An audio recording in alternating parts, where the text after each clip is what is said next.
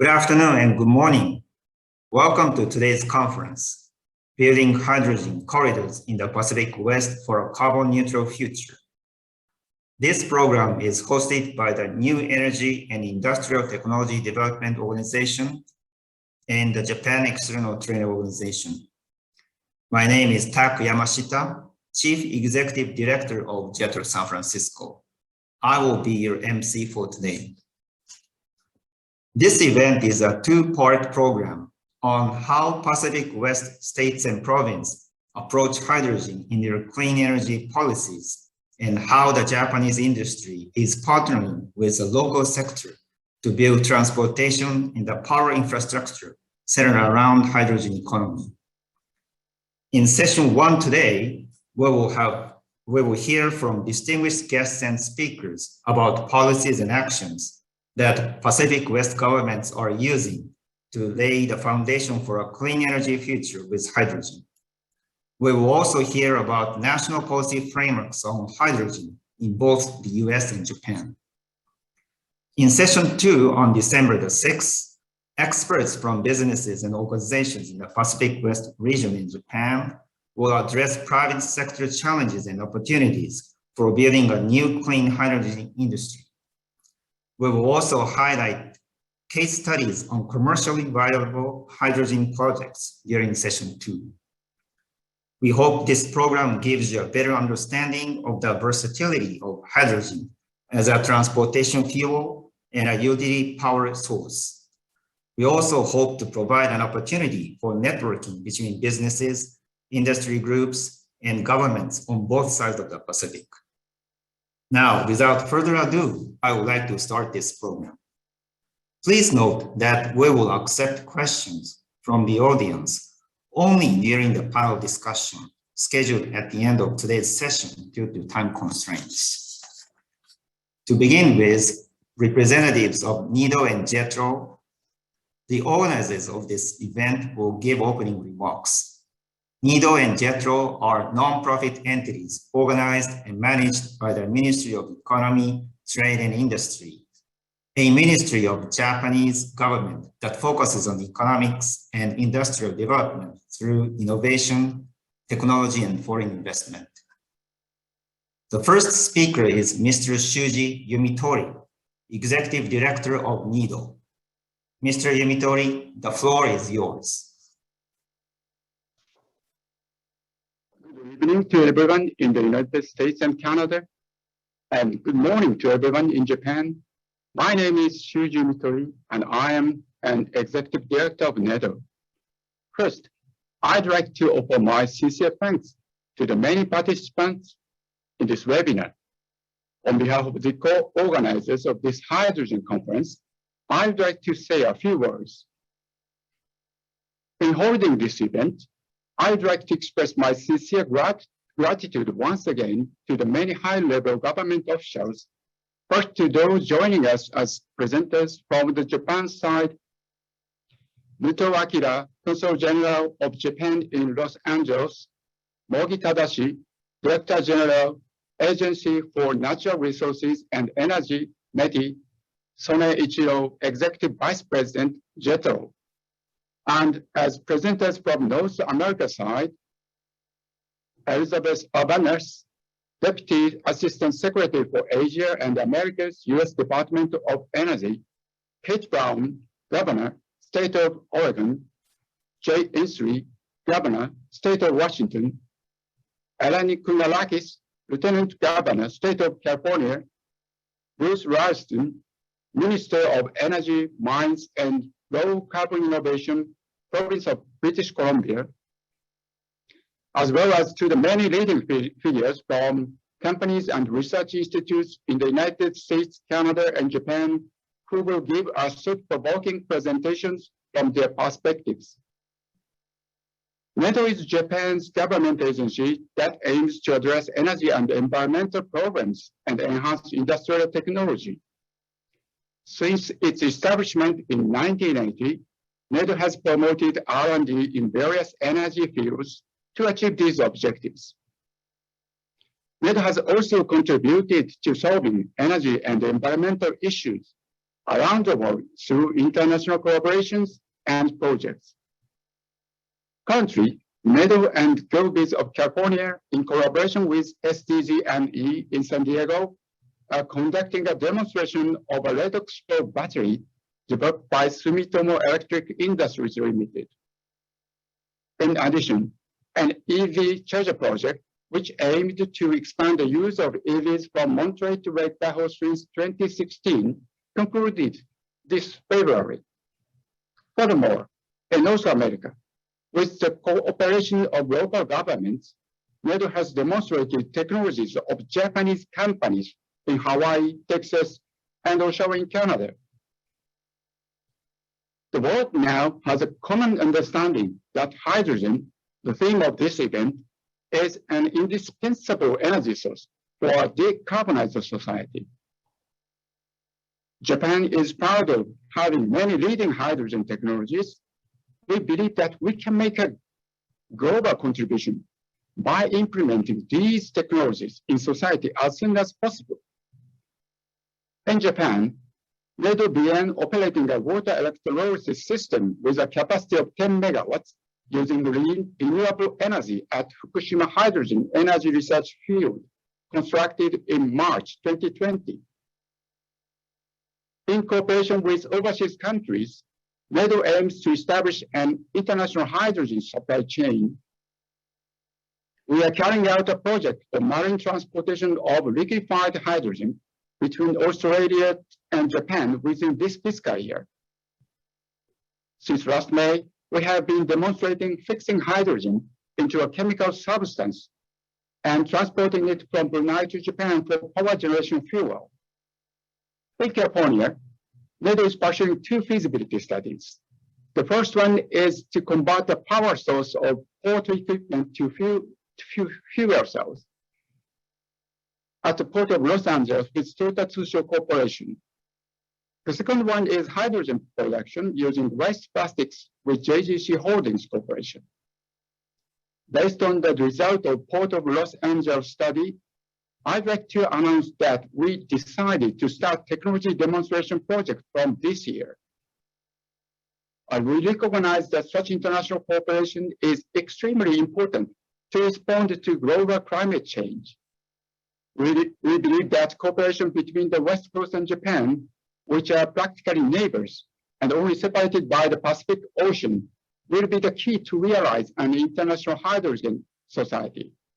I hope this hydrogen conference will provide a platform where we can share what we are doing to confront climate change together and to build new collaborative relationships. Thank you very much.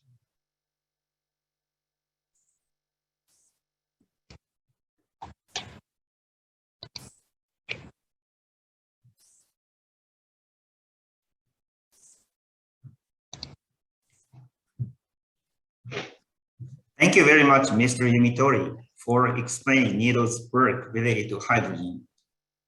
The next speaker is Mr. Ichiro Sone, Executive Vice President of JETRO. Mr. Sone, you have the floor. Well, thank you, Yamashita-san. Hello, everyone. I'd like to express gratitude to all participants joining us today, including many distinguished speakers as introduced. I'm sure you're all well aware of the global trend toward introducing renewable energy with the goal of carbon neutrality. Under the leadership of then Prime Minister Suga, Japan declared last October that it will achieve carbon neutrality by 2050. The United States declared the same in January. Current Prime Minister Kishida inherited this policy and reiterated at the recent COP26 summit Japan's intention of building a decarbonized society. It's not too much to say that hydrogen energy is vital to realizing carbon neutrality. It is a true pleasure for us to jointly hold this event, which will enable us to deepen collaboration between Japan, the United States, and Canada in such a crucial area together with NEDO. Collaboration in hydrogen energy is already happening. The other day, the California town Lancaster and Namie Town in Fukushima signed the Declaration of Municipal Partnership for Hydrogen Advancement of Smart Sister Cities. The two cities have committed to decarbonization by working together with various partners to expand the use of hydrogen. They are calling for other municipalities to join them as well. Such collaboration will be carried out at every level in both the public and private sectors. We at JETRO will be truly honored if today's event becomes a catalyst toward this end. JETRO will also play a contributing role in achieving carbon neutrality. In September, we launched a business platform called J-Bridge for overseas startups and Japanese companies to work together. We are also helping Japanese companies to work together with overseas companies, focusing on technologies contributing to decarbonization. We support progress in hydrogen field in other ways. JETRO helped First Element Fuel, which has America's largest hydrogen station network, to get funding from Mitsui & Company, JBIC, and Mitsubishi UFJ Bank. Furthermore, we're helping the Port of Los Angeles to decarbonize. The port has been selected as an advanced model for port decarbonization in a Quad framework. If any of today's participants want to hear more about such activities, please contact us at JETRO in San Francisco, Los Angeles, or your nearest JETRO office. Lastly, I'd like to again thank the many people joining us today. I will finish by expressing my hope that this event will stimulate further collaboration in hydrogen utilization between Japan and the Pacific West. Thank you. Thank you very much. Thank you very much, Mr. Sone, for sharing with the audience information on JETRO's contribution to achieving carbon neutrality, including the promotion of hydrogen energy. I hope the audience found this information helpful, and please feel free to contact NEDO and JETRO at any time to discuss ways in which we may be able to support your business. Now, we're delighted to welcome 5 distinguished guests. We will have opening greetings from representatives on behalf of Japan, California, Washington, Oregon, and British Columbia. Please welcome our first guest, Mr. Muto, Consul General of Japan in Los Angeles. Consul General, the floor is yours. Good afternoon. Thank you for inviting me, and thank you all for joining this conversation. It is my great fortune to be able to serve right where the US-Japan relationship is strongest and where the history of our relationship is deepest. There is no region of the United States where ideas and elements of culture from Japan have made such a strong positive impression. As Mayor Eric Garcetti has often said, Japan is one of the city of LA's near neighbors to the west, and I believe neighbors can help each other. When Los Angeles was choking on air pollution up to 1970s, children spent their childhood not even knowing that there were beautiful mountains to the north of the city. According to one Peterson Auto Museum exhibit, when LA suffered its first severe smog event in 1943, citizens believed it to be a Japanese chemical attack. However, in 1975, the first automaker that could meet the strict new air quality standards for California was Honda. And from that day forward, automakers from Japan have been helping to guide the way to a cleaner and more energy efficient future here in California and throughout the world. Now, the world is mobilizing to control greenhouse gas pollutants of all kinds. And again, California and the city of Los Angeles are at ground zero for testing and rolling ideas.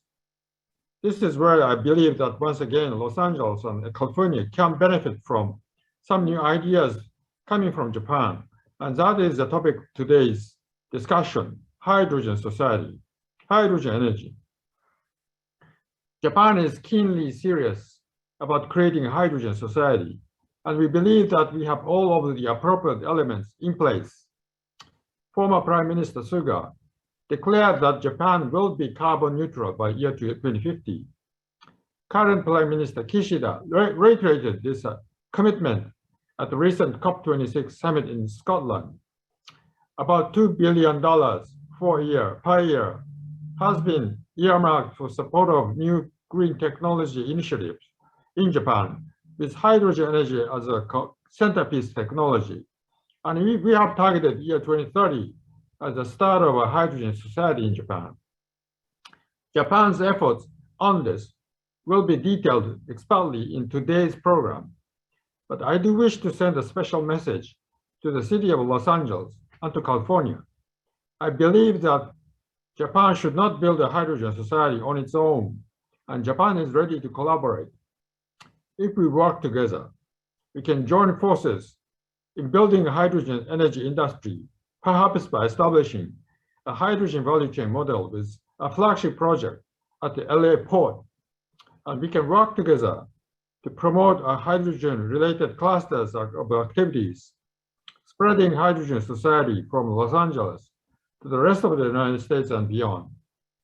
It would be my hope to add a new chapter at the Petersen Automobile Museum with Japanese hydrogen cars on display, describing how greenhouse gas emissions were brought under control in Los Angeles and California with the help of Japanese technology.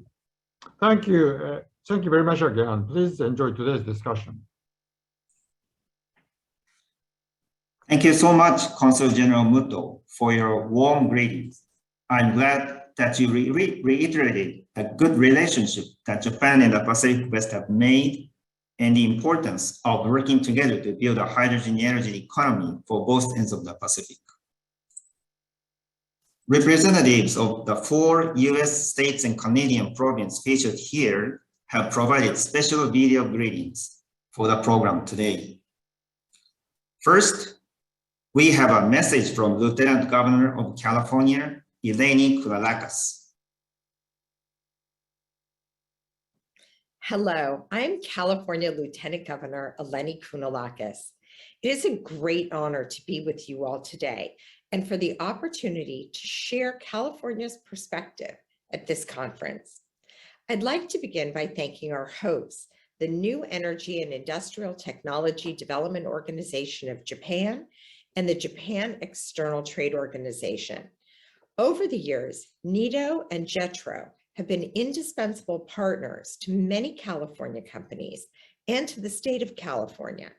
Thank you for convening this important conference and for inviting me to speak. The topic being discussed today, building hydrogen corridors in the Pacific West for a carbon neutral future, could not be more timely or more important. Last month, the United Nations Climate Conference in Glasgow concluded with a new agreement to curb greenhouse gas emissions and decarbonize our economies. The agreement marked an important step forward in our global fight against climate change. I had the opportunity to represent California in Glasgow, and to me, the one thing that came across clearly from all the participants is we need to be bold and aggressive if we are to limit global warming to 1.5 degrees Celsius. That makes the focus of this conference even more important. We do not have a moment to lose. We need to decarbonize transportation and industrial sectors of our economies. We need to scale up climate solutions like green hydrogen and zero-emission vehicles. And we need to accelerate our partnerships across all levels of government and with the private sector if we are going to prevent a global catastrophe. Our path forward depends on cooperation. California is particularly excited to be part of this conference because we know that hydrogen presents a very promising way to decarbonize our economies and meet our climate goals.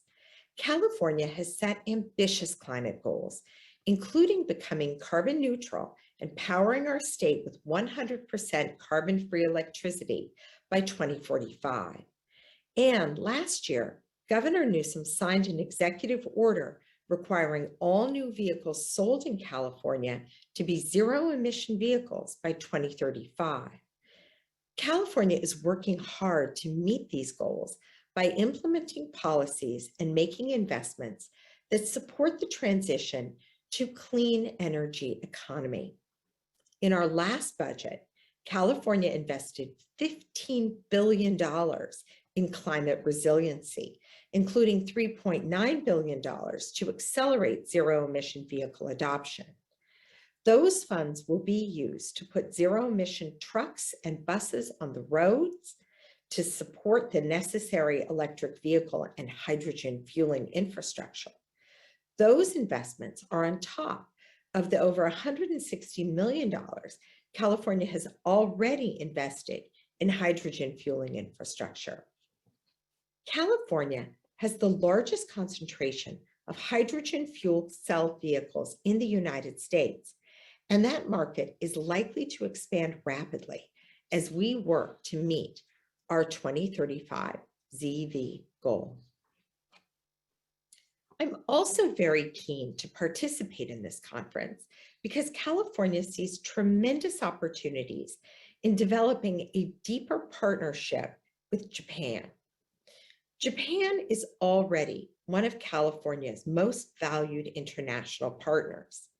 Japan is our #1 source of foreign direct investment, and we import more goods from Japan than any other state. Beyond our intertwined economies, we also share fundamental values and strong cultural ties that make Japan a natural partner in our clean energy efforts. On the topic of a hydrogen economy, Japan is a global leader, and we have a lot to learn. The governments represented at this conference, Japan, California, Oregon, Washington, and British Columbia, are primed to tackle the biggest challenges ahead of us. To create a clean hydrogen economy, we will need to deploy technologies at scale and support an ecosystem of users, manufacturers, and investors needed to drive down the costs. Through conferences like this one, I believe we can overcome these challenges. I'd like to conclude my remarks by making a pitch. Because Japan is such an important partner to the state of California, the governor and I decided to organize our first international business investment delegation since the pandemic started to go to Japan. We are planning on going in March 2022, provided COVID-19 conditions permit such travel. We hope to take a delegation of business leaders led by me and senior members of the Newsom administration to focus on clean energy, hydrogen, and agriculture. We are planning our delegation visit to coincide with the Smart Energy Week trade show in Tokyo, which will be held March 16th through March 18th. For all businesses interested in learning more about Smart Energy Week or our delegation trip, I encourage you to reach out to the Governor's Office of Business and Economic Development. They can provide you with the details and see if the state can provide financial support to you to attend the trade show. Thank you to Nito and Jetro for convening this important conference, and I wish you all a productive and inspiring conference. Thank you.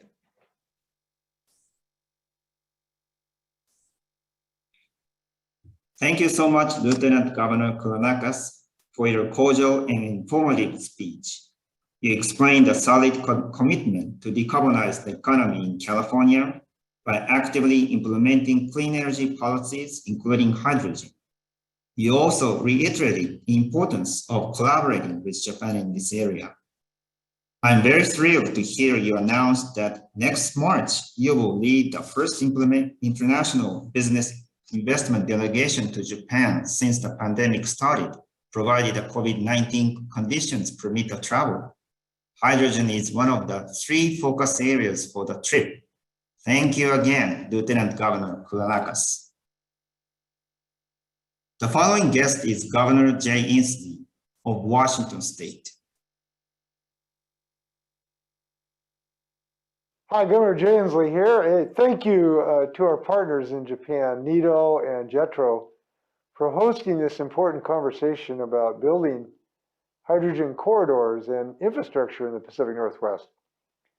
As you know, Washington State has a strong set of policies in place to drive decarbonization across our economy, including a 100% clean electricity standard, a clean fuel standard, and a cap and invest program that will cap and reduce emissions. And it will invest an estimated $1 billion a biennium into clean energy and resilient communities. These tools provide a strong foundation for driving the development and adoption of a wide range of clean technologies, including hydrogen. Washington State is committed to working with utilities, industries, federal agencies, and other stakeholders to explore developing hydrogen production for high-value uses as a complement to electrification and other decarbonization strategies. We expect hydrogen to potentially have an important role to play in the hard-to-decarbonize sectors of our economy, including industry and heavy transport. Washington is a leader on climate policy and a leader on clean energy innovation, development, and deployment. We already have companies in Washington leading on hydrogen technology, including First Mode, whose Chief Operating Officer is speaking later in your program, which has built the power plant for the world's largest fuel cell truck used in mining, demonstrating the potential of hydrogen as a fuel source for heavy-duty transportation. To drive innovation and take advantage of the economic development opportunities in hydrogen, Washington State's Department of Commerce recently awarded Washington State University's CHARGE Consortium, whose director, Dr. Aaron Fever, is also part of today's program, an innovation cluster acceleration grant to bring together government, academia, and industry to help understand these opportunities. I appreciate that all of you are leaning into innovation and partnerships to ensure our net zero carbon future. We will need all the tools in our toolbox to accomplish this great challenge of decarbonizing our economy. And we know that hydrogen is one important tool. So thank you. I wish you all success in this important work. Good luck. Thank you, Governor Inslee, for sharing information on a set of policies to drive decarbonization in Washington. We would like to work together to explore developing hydrogen production and usage as an essential complement to electrification. Next, we have a message from Governor Kate Brown of Oregon State. Hello, everyone. This is Oregon's Governor, Kate Brown. Thank you so much for having me. I'm so excited to join this webinar and support the discussion fostered by the Japan External Trade Organization and the New Energy and Industrial Technology Development Organization. All of us here understand that in order to avert the worst impacts of climate change, we must reduce global carbon emissions by 2050. This is a goal we all need to work towards, and I'm so proud of our ongoing efforts in Oregon. Since becoming governor in 2015, I've been committed to climate action and building a more sustainable Oregon. While we are a small state, we are taking steps forward that will help change the story of the climate crisis. At the same time, we are growing our economy and creating green jobs. Over the last 5 years, we've led the United States in banning coal from the electricity supply, in electric vehicle adoption, and in the transition to cleaner fuels. In July of 2021, I signed state legislation which will move Oregon to 100% clean electricity by 2040, the most ambitious and most aggressive clean energy timeline in the United States, hands down. This legislation will help develop local clean energy jobs while strengthening equity and resilience, especially for our Black, Indigenous, tribal, and communities of color, as well as our rural and low-income communities.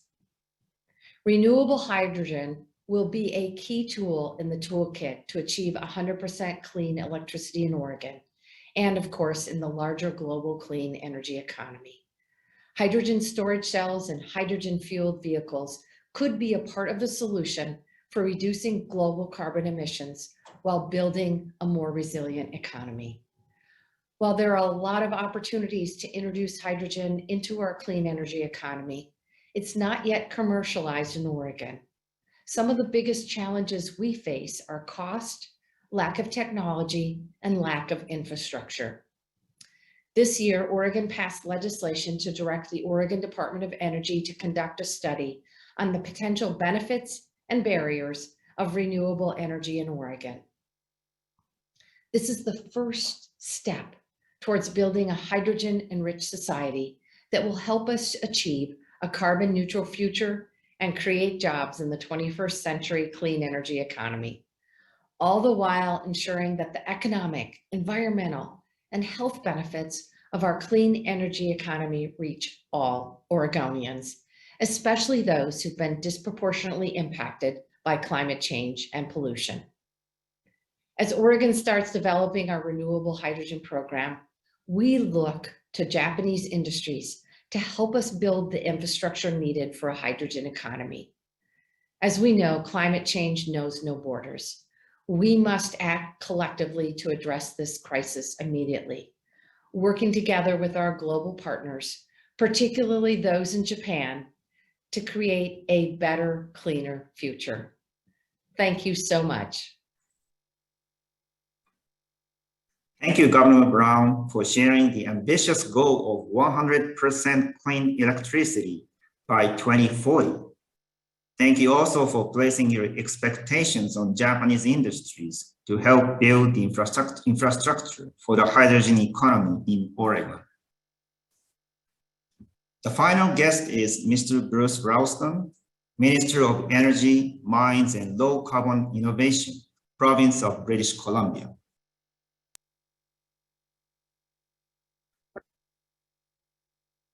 Hello, my name is Bruce Ralston. I am British Columbia's Minister of Energy, Mines, and Low Carbon Innovation. Let me begin by acknowledging that here in Vancouver, I speak to you from the territory of the Musqueam, Squamish, and Tsleil-Waututh peoples. It's my pleasure to welcome you to this two-part online event. We will be discussing how North America's Pacific Western provinces and states are approaching hydrogen in our clean energy policies, and learning how Japanese industry is working to build the transportation and power infrastructure for a hydrogen economy. I'm grateful to the New Energy and Industrial Technology Development Organization of Japan and the Japan External Trade Organization for bringing us together. Thank you.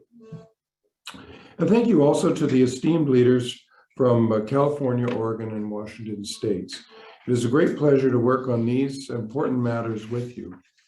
It's a very good time to discuss a hydrogen corridor and clean tech cooperation between our jurisdictions.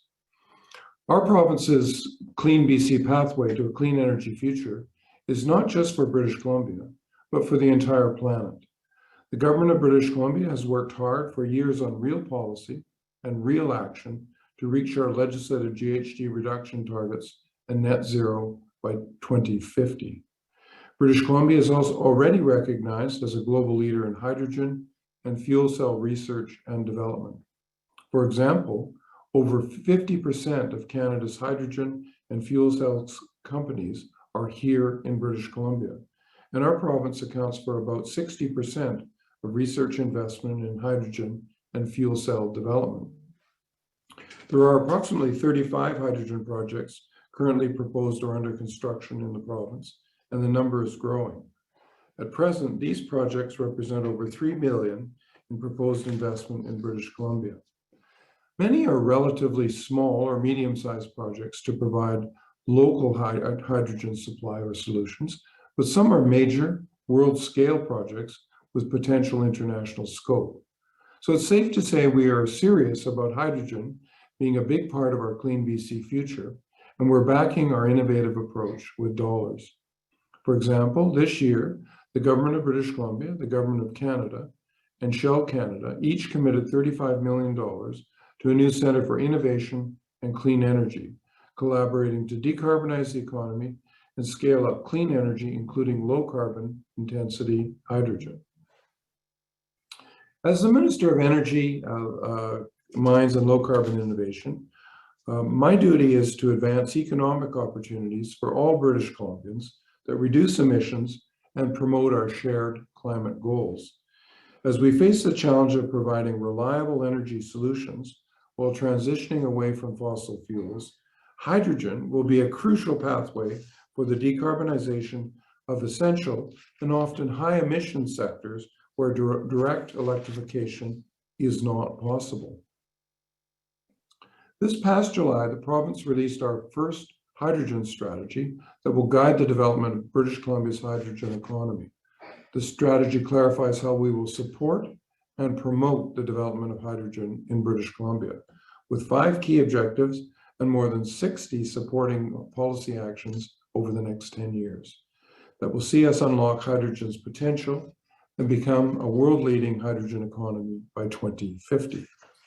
We will promote innovation and investment in hydrogen to meet British Columbia's greenhouse gas reduction targets, create hydrogen-related economic development opportunities throughout the province, improve air quality and reduce noise pollution in urban and remote communities, and make clean energy solutions more convenient, available, and affordable.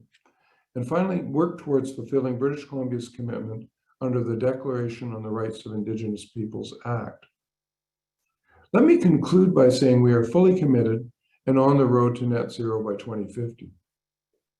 Our goals are made possible by the abundance of clean hydroelectric power here in British Columbia, coupled with our existing energy infrastructure and world-leading emission reduction policies, and will be realized by ensuring all British Columbians stand to benefit from the development of a hydrogen economy.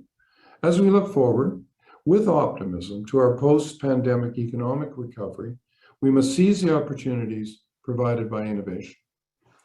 Our government is investing in our province's prosperous, low-carbon future today and cooperating with like-minded people such as yourselves will be key. None of us can do this alone. Together, we can realize local and global benefits to our economies and to our environment. Thank you for your time, and I look forward to our further discussions.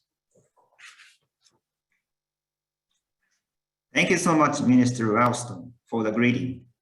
We learned that British Columbia is leading the deployment of hydrogen energy in Canada based on strategies and tangible actions to decarbonize the economy. Again, we appreciate the valuable insight in the greetings and the leadership these 5 have provided on climate action and creating a clean energy future on both sides of the Pacific. Everybody, please give these special guests a big round of applause. Now, I would like to move on to the next part of our program with our keynote speakers. We have invited 3 distinguished speakers, Dr. Jimmy Chen, Ms. Elizabeth Urbanas, and Mr. Tadashi Mogi. We will start with Dr. Jimmy Chen, Managing Director of Stanford Energy Corporate Affiliates, Stanford University Precourt Institute of Energy. Dr. Chen, you have the floor. Thank you.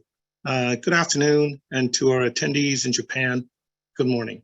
My name is Jimmy Chen, and I am a Managing Director at Stanford's Precourt Institute for Energy in Stanford Energy. I would like to thank the organizers, NITO and JETRO, for this amazing conference. As an introduction to Stanford Energy is a collection of faculty, students, and researchers working on and interested in energy. We have hundreds of faculty members, hundreds of staff members, and thousands of students and researchers. Stanford Energy is organized in these domain-specific initiatives like Storage X for energy storage or hydrogen. And we have these cross-cutting themes which feed the Stanford Energy in policy, machine data, and technology translation to get these leading edge developments into the marketplace. I would also, for those of you who are not aware, Stanford is taking on the climate challenge head on by creating a new school of sustainability. This school is scheduled to go into operation next year. It's not only going to be educating the next generation of climate leaders, but also focused on getting this leading cutting edge technology into the marketplace.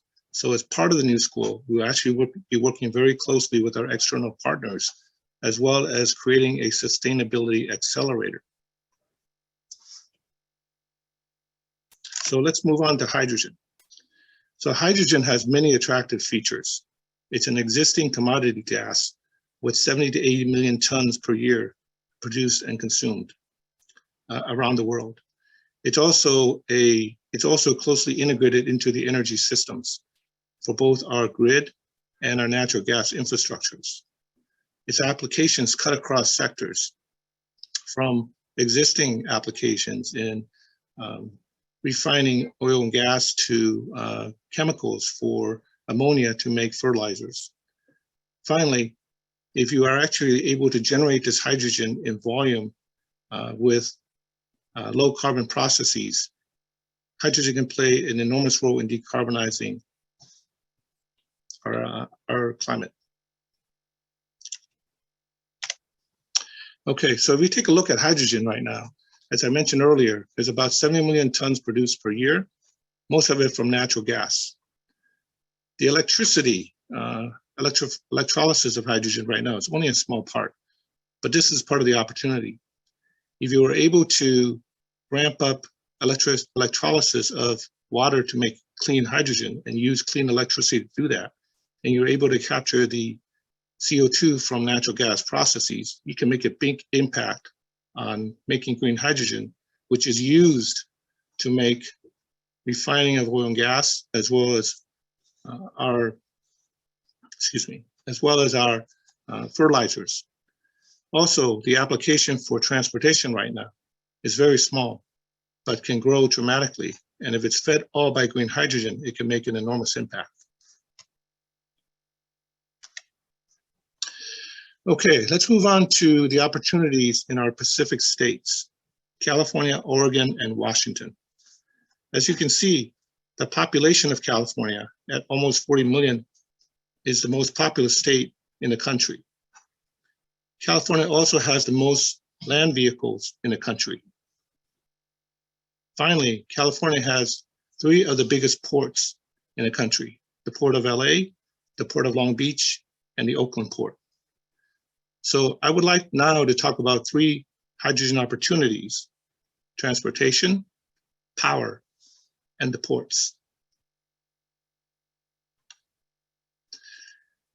As I mentioned, California has the most land vehicles of any state in the country. It also has some of the most aggressive policies for decarbonizing transportation.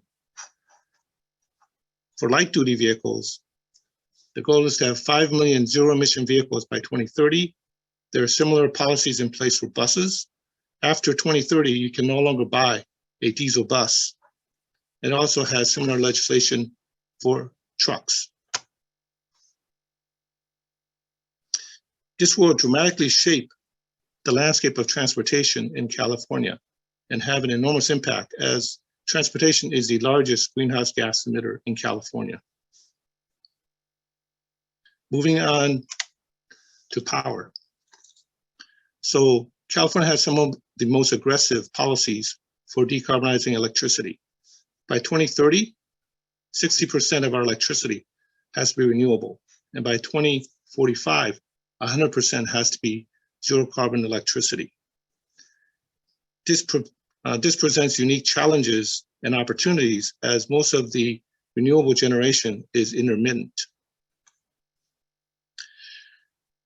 This kind of a unique challenge and opportunity can be seen on the left here in the famous duck curve, where in California, as the amount of solar generation increased year over year, the amount of energy that's driven, the amount of energy that's required drawing from the grid continues to decrease, almost to the point where you're going to start over-generating electricity more than you actually need. At the same time, you're creating an enormous ramp up in power when the sun sets. Both of these challenges are going to continue to increase as the amount of renewable generation increases. This presents a unique opportunity for hydrogen. This excess hydrogen, this excess electricity that is now generated can actually be used to make hydrogen, which can then store that energy away. This is even more attractive when you realize on the right-hand side that the grids in the West are actually all interconnected and governed by a single body, the WECC.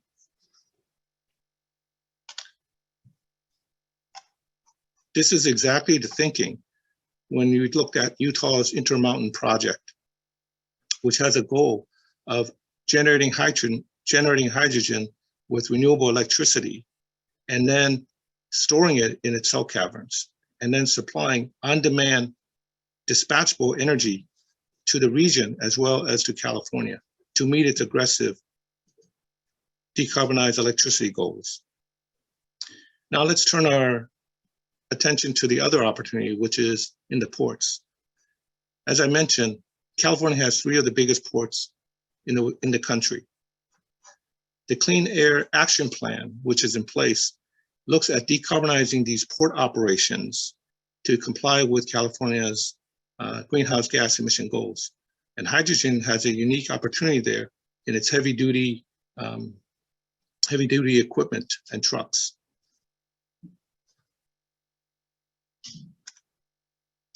Okay, so let's look at some of the forecasting.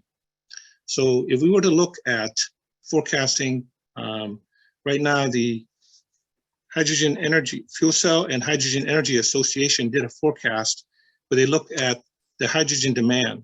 So in 2015, there were 10 megatons of hydrogen produced and consumed every year in this country. They did a scenario analysis for a base and an ambitious or aggressive case. And under these cases, hydrogen is forecasted to increase, as seen here, by 2030, driven primarily by existing applications.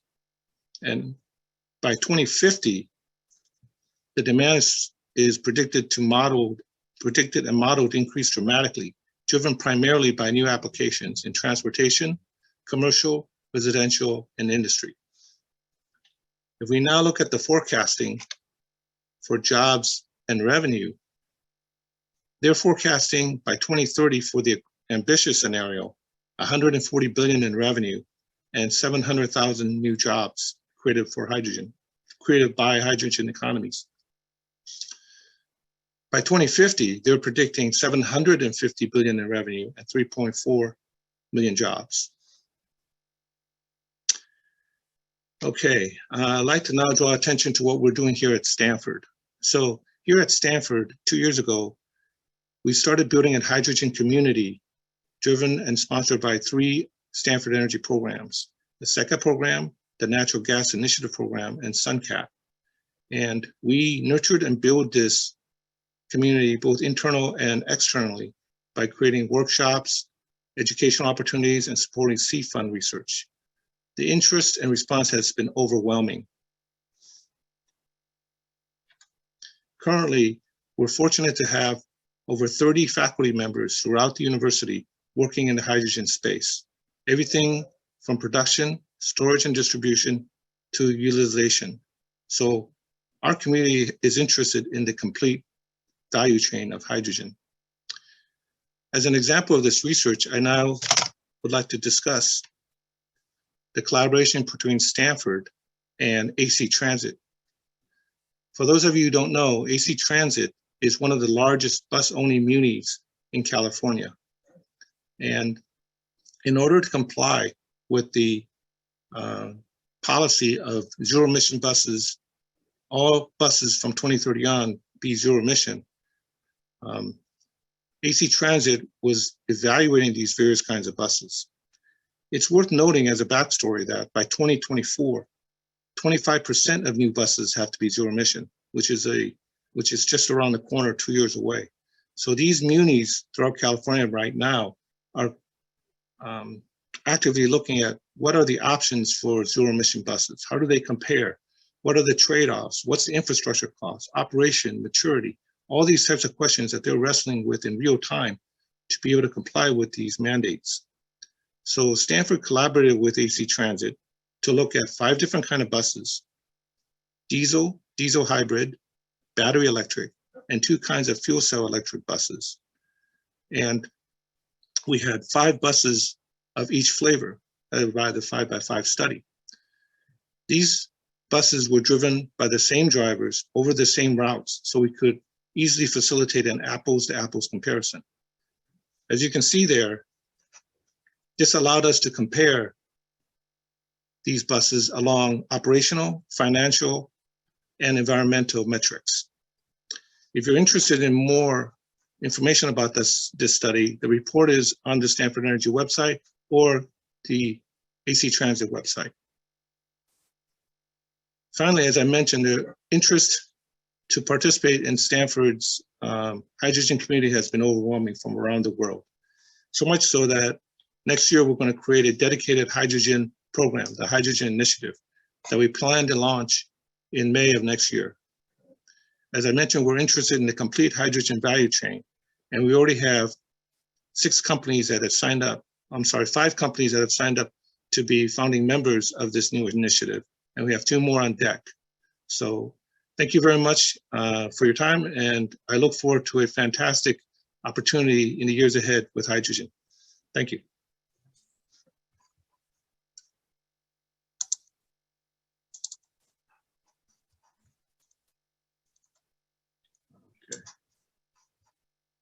Okay.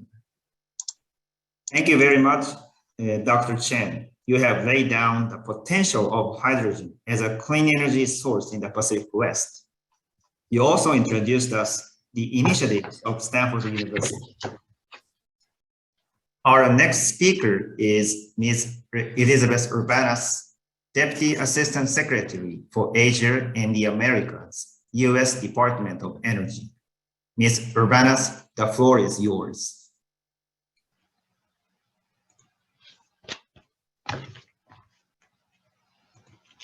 Hi, thank you very much. I'm so excited to be here. And I really want to thank everyone in NITO and JETRO, folks I've worked with for many years in this position, for organizing this conference. And I want to thank all the participants in the Pacific West, both from the United States and Canada, for joining in this very important conversation. And last but not least, I want to thank all of our Japanese counterparts who got up very early this morning to participate in this. It's an important topic, and it's one that I will tell you, just this week I have spoken to the Japanese government about several times, and that is the development of hydrogen and the hydrogen economy, and the ways that Japan and the United States can work together. And while the focus of this conference is on the Pacific West, I'm going to be here to talk to you a little bit about what the federal government in the United States is doing, and in particular what the Department of Energy is doing, and their contribution to the development of hydrogen as a new and hopefully primary source of energy in the future. So I'm just going to pull my slides up here, and I'll walk you through my presentation. Let's see, share screen. Okay.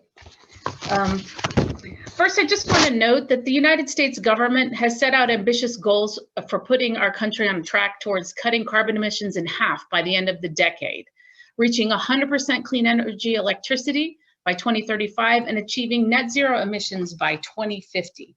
There are several ways we are going to get this done. First, we can make great progress by developing the proven clean energy technologies we have, such as wind, solar, and modern electricity grids. We can also ensure that we have policies and regulations in place that encourage vast clean energy deployment.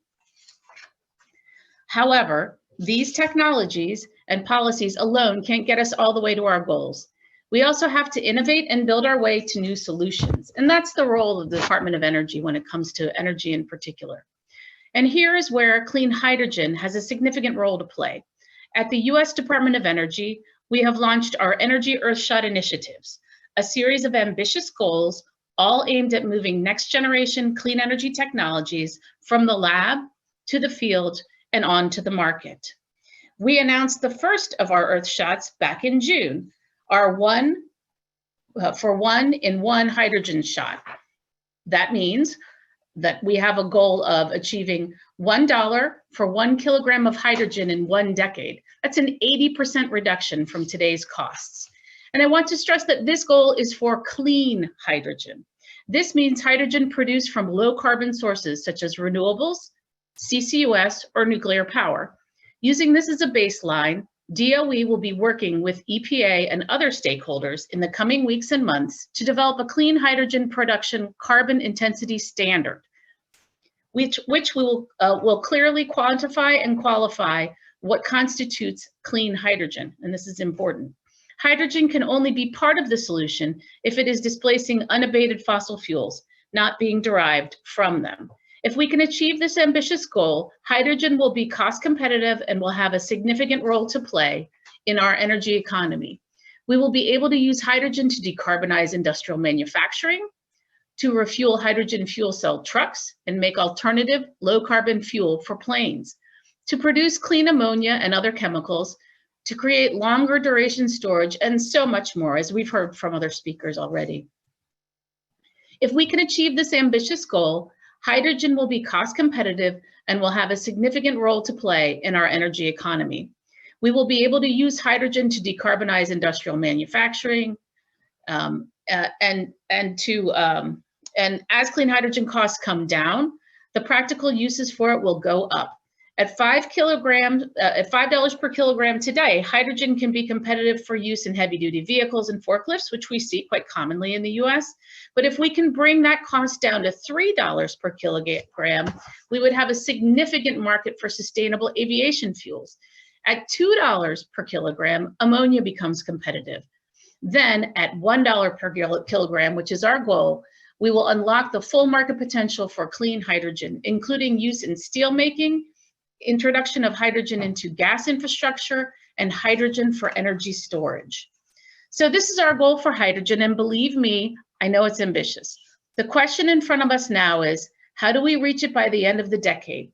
The short answer is that there is no silver bullet, and we will have to make significant efficiency gains on multiple fronts to make $1 hydrogen a reality. Oh. Sorry.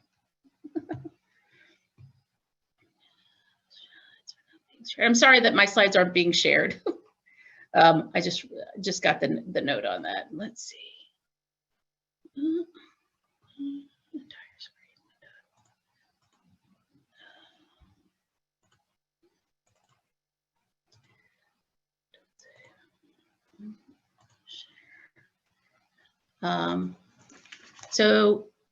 Okay, it looks like you can see my screen. Let me know if you can see the slides, and I apologize again. Actually, I think I'm just going to continue this way since we're almost done. The short answer is that there's no silver bullet, and we're looking at, if you look just at electrolysis, we're going to have to significantly reduce costs of electricity, capital operations, and management in order to get this done. But we do have a path to get there. Our goal of getting solar electricity costs down to $20 per megawatt hour by 2030 will help get us where we need to be on a clean energy side. We're aiming for massive reductions in capital costs by improving efficiencies in manufacturing and economies of scale, and through innovations in electrolysis technologies. We're not focused only on electrolysis and are also looking at scenarios for hydrogen production using reforming and thermal conversion. Here too, we see viable pathways to get to $1. To do this, we have first started engaging with stakeholders from across all corners of our country, including scientists, thought leaders, industry, and community-based organization. By bringing our best minds together, we are developing the framework for success. Back in September, we held our Hydrogen Shot Summit, which included dozens of speakers and thousands of participants collaborating on narrowing down our options for moving forward. Second, we are increasing funding for our hydrogen research and development programs at the Department of Energy. The bipartisan infrastructure law which was passed last month, authorizes $1 billion towards this effort for innovating our way towards more efficient and cost-effective commercialization and deployment of electrolysis systems.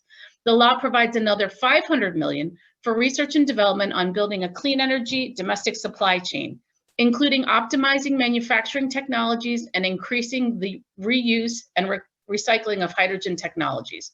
Our regular fiscal year 22 budget request also includes approximately $400 million spread across several different DOE programs. This money will continue to go towards reducing costs while increasing reliability of key technology and infrastructure. We are also investing in developing the workforce codes and standards that will be the backbone of our hydrogen economy. Third, we must deploy demonstration projects to build efficiencies at scale. The bipartisan infrastructure law is a game changer on this front. It provides the substantial funding necessary to build the projects we need to demonstrate the production, processing, delivery, storage, and end use of clean hydrogen. This is anchored by $8 billion to support the development of at least 4 clean hydrogen hubs across the United States. This will include at least 1 hub that produces hydrogen from abated fossil fuels, at least 1 from renewable energy, and at least 1 from nuclear energy. We will also be developing a diverse set of end uses for hydrogen, including hydrogen for power generation, for use in the industrial sector, and for use in residential and commercial heating, and the transportation sector, of course. And we will be acting quickly. The law requires the Department of Energy to solicit proposals for the hydrogen hubs within 100 days of enactment, and to select at least 4 hubs within 1 year of that deadline for proposal submission. The examples on the slides, which we will share with you afterwards, sorry about that, shows the diversity of projects we have employed in the past, but are not correlated with the potential locations for much larger hydrogen hubs under the infrastructure law. The final location of the new projects will be determined through the proposal review process as prescribed by law. Finally, there is a strong emphasis in the United States on ensuring that hydrogen economy works for everyone in all corners of society. This means that we must show the benefits of hydrogen to both urban communities and rural communities, with opportunities for minorities, for all genders, and people at all income levels. Hydrogen offers an excellent opportunity to help lift communities in need, whether by creating opportunities for skills-matched work within the fossil energy communities, or cleaning up the air in lower income communities located next to industrial facilities. I'm excited by the great potential that hydrogen has in our clean energy future, and I look forward to working with Japan and our other international and domestic partners in achieving our ambitious goals. Thanks for having me here today, and we'll make sure that the slides get circulated afterwards. Thank you very much, Ms. Urbanas. Actually, this was an excellent opportunity for the Japanese audience in particular to understand the federal government's policies and measures regarding hydrogen. We are looking forward to the slides afterwards. The final keynote speaker is Mr. Tadashi Mogi, who will be speaking on Japanese policies on hydrogen toward carbon neutrality. Mr. Mogi is the Director General, Energy Efficiency and Renewable Energy Department, Agency for Natural Resources and Energy, Ministry of Economy, Trade and Industry. Mr. Mogi, you have the floor. Thank you very much for your introduction. I am Tadashi Mogi, Director General of Energy Efficiency and Renewable Energy Department in Ministry of Economy, Trade and Industry. So it's a great pleasure to have an opportunity to speak Japan's hydrogen policy at this forum together with the distinguished participants. So I extend my utmost respect to all who put in the effort for organizing this successful event. So last month at the COP26, Japan reaffirmed its goal to achieve net zero by 2050 under its newly adopted long-term strategy. Japan aims to reduce its greenhouse gas emission by 46% by 2030 from those of 2013 levels, and will continue efforts in its challenge to meet the lofty goal of cutting its emission by 50%. In order to reach this goal, Japan has revised its strategic energy plan, The role of hydrogen in the new strategic energy plan is entirely different from that in the last plan. Hydrogen will be one of the essential energy sources and significant technologies to achieve decarbonization in the power and the non-power sector by 2050. Moreover, the new energy strategic plan clearly stated that hydrogen, including ammonia, would account for 1% of total power generation sources in 2030. 2030 is not so far away, and these developments should keep their pace to accelerate the implementation of hydrogen utilization. Government has been and will be committed to formulating and implementing policies as quickly as possible. In order to accelerate the implementation of hydrogen utilization toward 2030, I'd like to stress the following 3 points. First, the demand side and the supply side to take action in concert. When it comes to R&D or demonstration project, demand side project and supply side project sometimes have been conducted independently.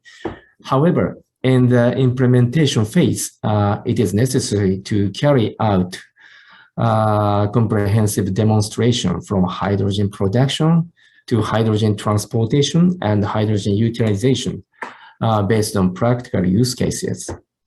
By doing so, we could find out effectively where challenges are and how we overcome them.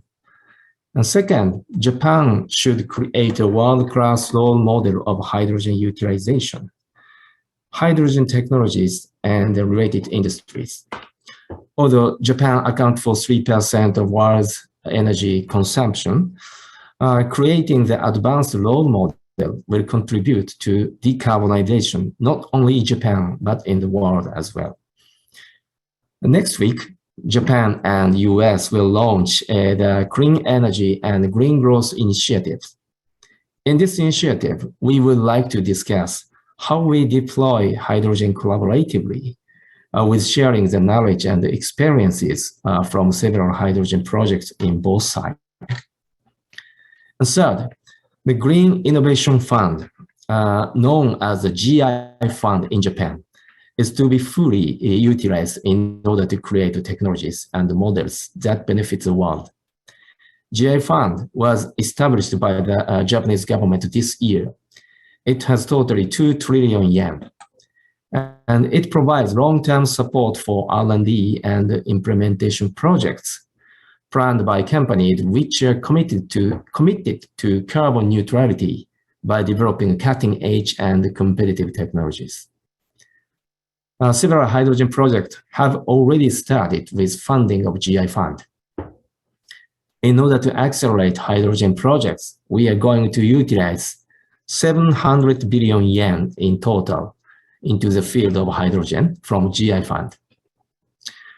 Then, with regard to concrete efforts in progress, I would like to introduce the following 5 strategic fields.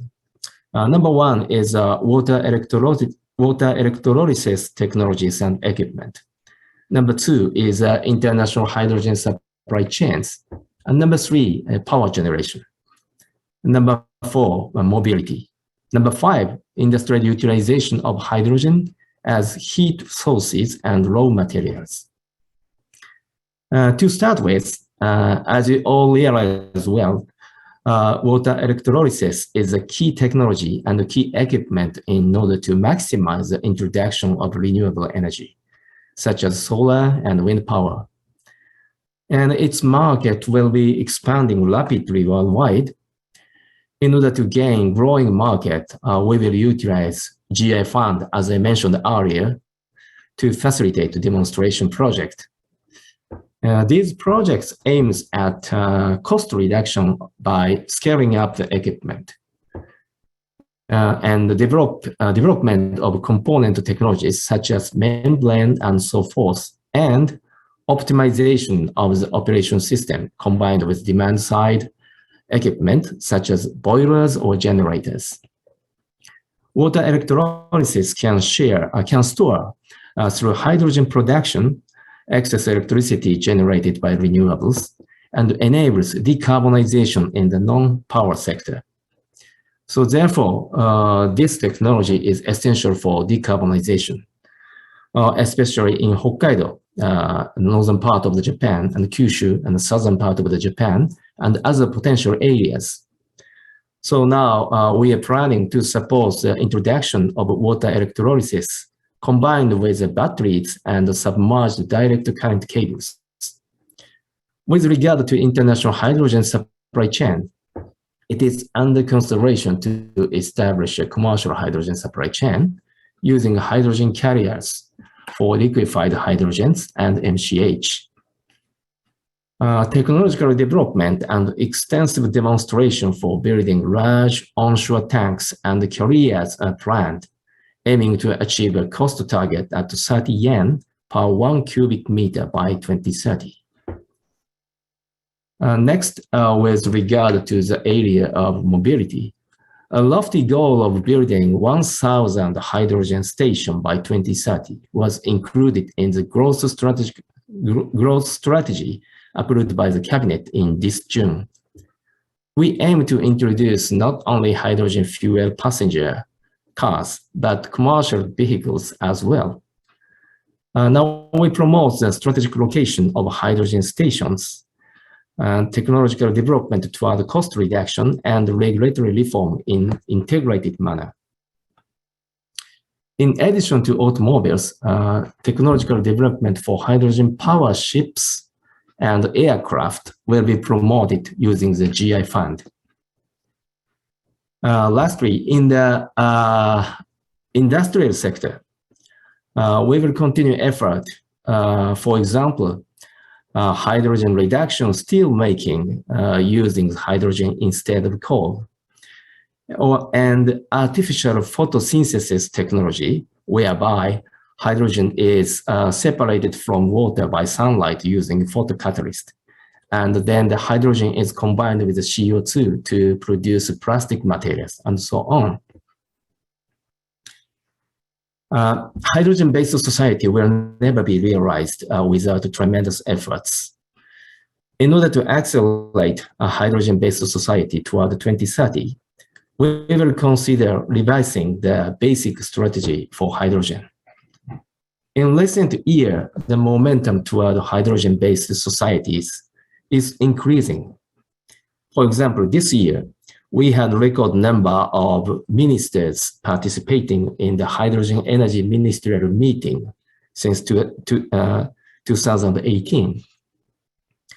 We are committed to continuing our efforts and leading the global movement towards the realization of hydrogen society. From this standpoint, I have an important announcement today. So Japanese government has been supporting development of the most advanced fuel cell truck and decarbonizing port equipment at the Port of Los Angeles. Today, NEDO has just selected a new project in Port of Los Angeles, where vehicles, handlers, tractors, and rubber-tired gantry cranes fueled by hydrogen generated from biogas are installed as practice as use cases. Furthermore, in the context of Green Corridor, which was announced at the recent Quad meeting in September, several ports in Japan will align with the Port of Los Angeles in using hydrogen in their operations. Also, we can see the local government cooperation between Japan and the US. Namie Town in Fukushima, Japan, and the city of Lancaster, California, which announces its goal to be the first hydrogen-based city in the United States, have signed a hydrogen sister city agreement on October 1st. I truly expect that such activity will lead the world toward a hydrogen-based society. Concluding my speech, I sincerely hope that this forum will create a new cooperative relationship leading to the promising future towards the implementation to society of hydrogen. So thank you for having me today.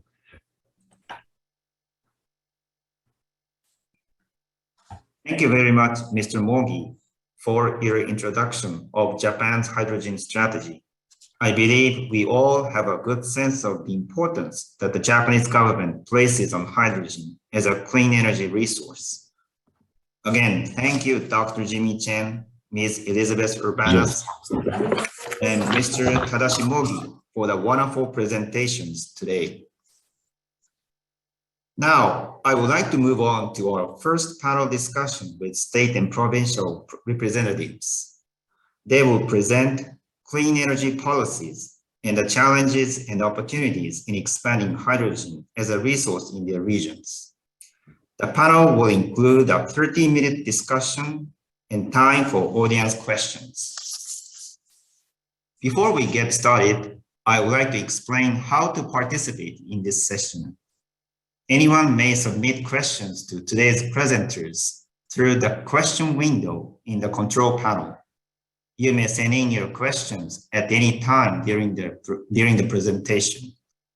We will collect and address as many of them as possible during the Q&A session. 日本の皆様へのお願いです。質問はパネリストの方々も理解できるよう英語でお寄せください。画面下の Q&A 機能をお使いください。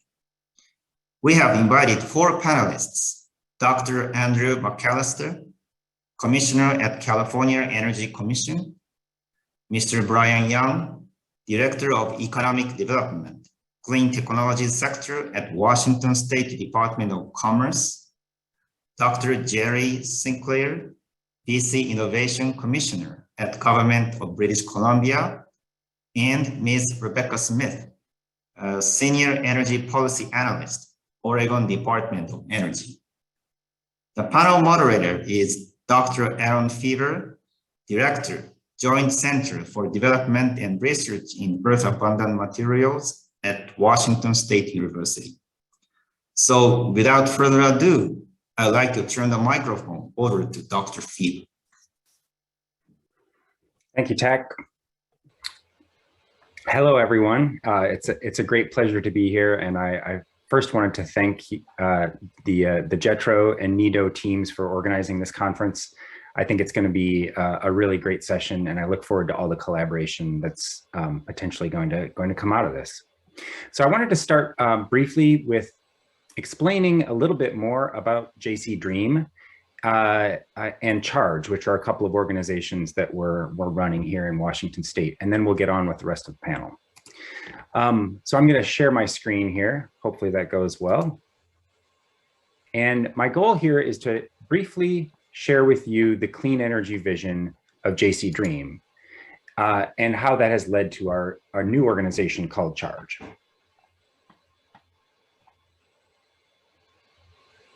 Hopefully it will go to presentation mode. There we go.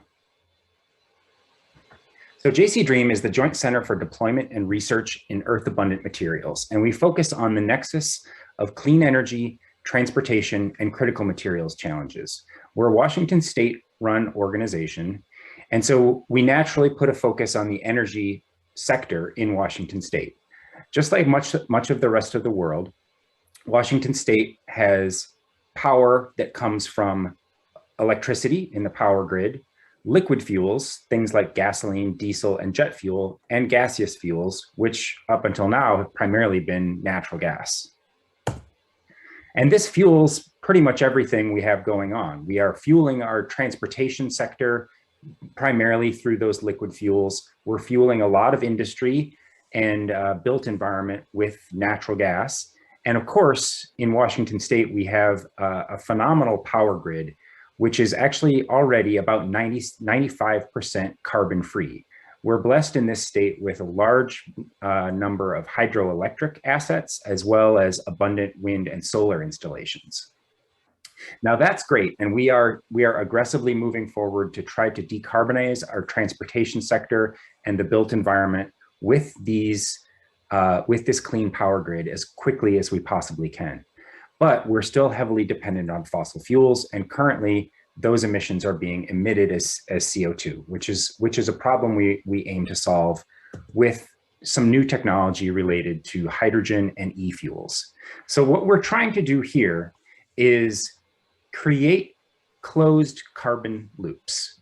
And what we're aiming to do is capture carbon dioxide either through direct air capture or through biosources. Plants are excellent at capturing carbon, pull that back out of the atmosphere and use it to produce electrofuels with green hydrogen that we can produce from our clean and abundant power grid. Now that hydrogen can be used directly as a transportation fuel. It can be used directly as a heating fuel or for industrial applications, but it also can be formed into electrofuels by combining it with the carbon from our atmosphere. And in this way, what we aim to do is completely close that carbon loop and move forward with a completely clean energy economy. Now, I think we all know this will take many decades, but it's extremely important. It's particularly important to Washington State because much of our industry is heavily dependent on heavy-duty transportation sectors. We have a huge aviation sector. We have a huge maritime and port sector. We have shipping and logistics and heavy-duty trucking and medium-duty trucking applications. All major companies here in Washington State are very focused on decarbonizing those sectors. So we're really aiming to do this as aggressively as possible. Now, I wanted to briefly introduce to you all the challenge of critical materials associated with this entire clean energy vision. I've brought up the periodic table of the elements over there on the right and highlighted some of the energy critical materials that we're dealing with. Now, this is the core issue of JC Dream. I'm sure especially many of those in Japanese industry have been can relate very closely to the rare earths crisis of 2010 or 2012, when China virtually cut off rare earth access to much of Japan. This caused an enormous disruption to the electronics industry. And now when we look at rare earths, we are concerned about things like electric motors for wind turbines or electric vehicles. Even more so now, we're looking at batteries like lithium-ion batteries, which contain cobalt and lithium. And that's a major hurdle that we need to overcome because a dominant source of cobalt is from the Democratic Republic of the Congo in Africa, which is then run through a Chinese supply chain and results in a supply chain that we really don't want to be involved in. In the hydrogen economy, there are a number of platinum group metals and other catalysts that are extremely important for production of electrolyzers, fuel cells, and the kinds of chemical reactors that we can rely on for e-fuels. So our goal here, especially in that new hydrogen economy as it's unfolding in front of us, is to really make sure that we address those supply chain challenges now so that we aren't running into the same problems that we're seeing in the battery supply chain and sector of rare earths. And that is the reason that we've created Charge, which is going to focus on hydrogen and e-fuels in that specific sector. So with that, I would like to, I will stop sharing my screen here and we will move on with our panel discussion. So first, I would like to introduce Commissioner Andrew Mcallister. Andrew is serving his second term on the California Energy Commission. At the Energy Commission, he leads the policy area of energy efficiency, including the building energy efficiency standards, appliance efficiency, and load management and flexibility. More broadly, he is focused on enabling modern, data-rich analytical tools to support strong clean energy policy development and program implementation. Andrew, take it away. Great, well, thank you, Dr. Fever, appreciate that. I'm really happy to be here. Was able to see much of the session up to now, and it's just so clear that there's a lot of possibility and investment and innovation and just a huge potential for hydrogen to grow in its relevance to our decarbonization journeys that we're all undertaking in parallel and together. So that's extremely heartening.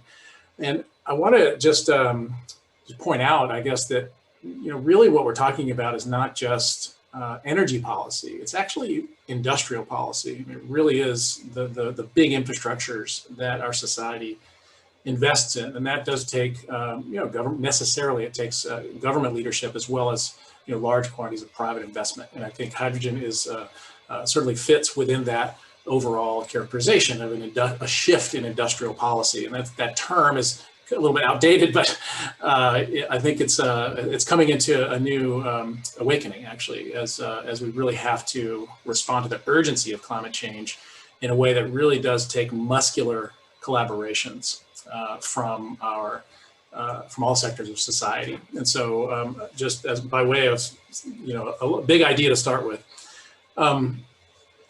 let's see, I don't have to share slides. I could do that, but I guess I kind of prefer to just talk it through, because I think we have limited time and we have a number of speakers and want to get to the Q&A. But there, as Dr. Chen went over much of what's happening in California at a high level, and I wanted to just put some finer points on that. First, we do have an evolving state policy apparatus that's engaging with hydrogen, and I'll just bring up a few aspects of that. The Transportation Executive Order that has been presented already, but light and medium duty, 100% carbon free by 2035, and or light duty by 2035, and then medium and heavy by 2045.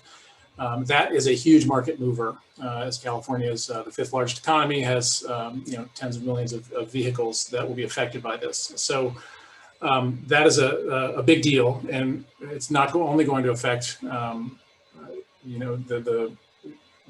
the energy systems. Obviously, is going to affect the electric system very heavily, but also opens up a lot of possibility for hydrogen and transportation. And the second thing we're doing is investing quite a bit in that sector. We have begun funding. We've got about 50 hydrogen fueling stations around the state. The target in the near term is to get to 200.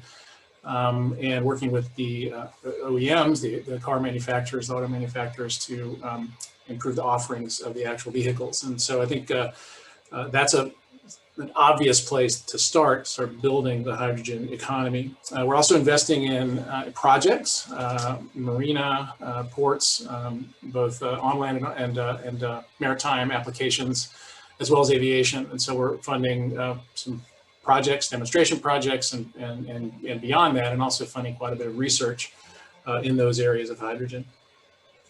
And then I will just mention the LA high deal as well. So that's, I think, a very exciting development. It's not only relevant for California, but really across the West, and others will have and will detail that quite a bit. But I think the upshot of high deal is that its demonstrative impact in the marketplace in the Western US, I think is very, very important. A lot is riding on that, and it's multi-sectoral.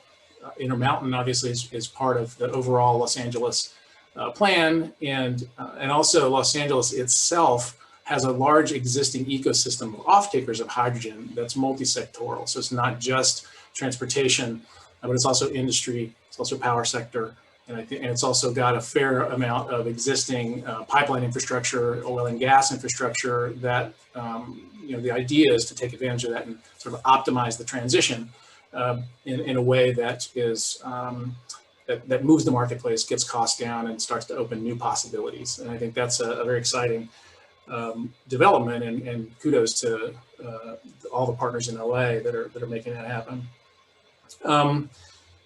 So I do think there are some, well, before I move on to sort of the questions and challenges, so the Energy Commission is funding quite a bit of work in the hydrogen realm. The Public Utilities Commission, our sister agency, is also doing a fair amount. They have several efforts to create hydrogen sort of viability in the hydrogen sphere, looking at hydrogen injection standards for the gas grid, and via the renewable gas interconnection tariff, and looking at ways to promote and even require hydrogen procurement in the IRP, the integrated resource planning that the PUC requires of the utilities that they regulate, which cover most of the state. And so they have a big set of levers to pull that can move the market as well. Of course, we do need to account for the need for tracking. It's really, the accounting really matters here. we need to use hydrogen as a vehicle to decarbonize, obviously. And so we have to know where those molecules are coming from and really make the system accountable for making green hydrogen and showing that it is green hydrogen. And also in the combustion applications, we need to make sure that we're not exacerbating our NOx problem, right? We have a lot of the state is out of attainment for ground level ozone, and NOx is a precursor of that. And we really don't have a lot of places to go to reduce NOx, and we certainly don't want to increase it. So, so the air quality issue, definitely in LA is front and center. Is something that needs to be taken care of. And then finally, I wanted to talk about some long-term modeling we're doing in the power sector, and sort of just bring up a little bit of where hydrogen stands in the conversation in California in terms of power sector. We have a 100% carbon-free goal in the power sector by 2045. Maybe will happen sooner than that, as things are happening very quickly. And our modeling indicates that it is very doable up to about 90% with current technology. And after that, we really need some new solutions for where we are going to get the clean, firm power that we need. And in some sense, dispatchable power, and Dr. Chen talked a little bit about the duck curve. I won't get into that, but we certainly need dispatchable 100% carbon-free power. And so there are a number of possibilities there. But that is where hydrogen and power sector may well play, again, we need to focus on developing technology, getting the cost down, making sure that that's viable in the power sector. But I think the questions we have in California, we know industry, we know the transportation sector. Somewhat there's policy. The policy community is wrestling a little bit with where hydrogen is most relevant in the power sector, and then also with buildings in terms of blending and end uses. We have to wrestle with this idea of where we put our investments in the near term to avoid lock-in with non-zero carbon technologies in the long term. That's a very important criterion that almost requires a little bit of a crystal ball to see where we're going to be in 10 or 15 years to avoid those stranded assets. And so, if we're going to be kind of stuck down the road with only a 50% blend that's required now for, that's now powering a bunch of end uses out there in the retail gas grid, that makes life difficult down the road to really pivot then to 100% green if the end uses aren't appropriate for pure hydrogen. And so there are complementary gas molecules, renewable gas and different sources of non-carbon gas. But again, hydrogen, it has to be part of this bigger conversation, and there are a lot of pieces to this puzzle. So I think I'll stop there. I think, hopefully I've given a flavor of I think most of you know about the hydrogen, the potential technologies for hydrogen. And I think that the policy kind of regime, it does have a lot of reliability of the electric sector, equity. We have to really balance a lot of different factors. And so the cost and the sort of viability and where hydrogen can fit into the overall needs of our state during our decarbonization journey, as we move closer and closer to 100% carbon free, I think is something we're approaching, I think, with an open mind and a lot of interesting discussion, a lot of interesting sort of fact gathering and technology development. And I think that's sort of the moment that we are in California.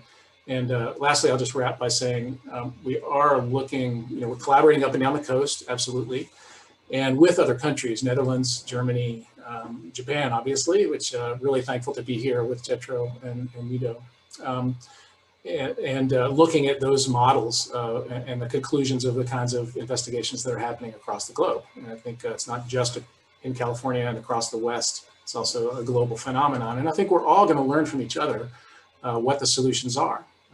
And those aren't, the molecules, same molecules, whether they're across the Pacific or here in California. And I think the applications will be largely common as well. So really looking forward to that collaboration and sharing and note-taking as we all do interesting things that can teach, that we all can learn from. So thanks again for the opportunity. Really looking forward to the discussion, and back to you, Dr. Fever. Excellent. Thank you, Dr. Mcallister. Lots of interesting stuff going on in California, as I think we all know. Much appreciated. Next, I'd like to introduce Brian Young. Brian brings diverse strategic and operational experience to his role as Governor Inslee's Clean Technology Sector Lead. He's the point of contact for clean technology companies who want to navigate Washington State's political and economic landscape. He is focused on developing a prosperous and varied clean tech sector based on our state's existing strengths. Brian, take it away. All right, thank you very much. I'd just like to start by saying thank you to Dr. Mcallister, and I thought his summary of a lot of the challenges that we're going to see as we make these transitions are very spot on. Same thing we're dealing with in Washington. So I'm not going to try to reiterate that because he said it very well. And with that, I would also like to very much thank Jetro and Nito, our sponsors today. They put a lot of work into this, and we're just honored to be part of this. So yes, I'm with the state of Washington. I look at my job is to look at a lot of this transition to a clean economy through the economic development lens. So I think not only about how we can produce hydrogen for end uses, but what are the opportunities in those supply chains to produce the pieces of the new coming hydrogen economy? Where are the opportunities for Washington companies to take advantage of the infrastructure needs that are going to be built out? So a lot of my angle comes from the economic development train of thought. And I've also been lucky to be preceded here by both Governor Inslee and Dr. Fever, who've already shared a lot of the exciting things and kind of the reasons that Washington State is excited about the hydrogen future and our role in it. I would first point folks to our state energy strategy, which can be found at the Department of Commerce's website from our energy division.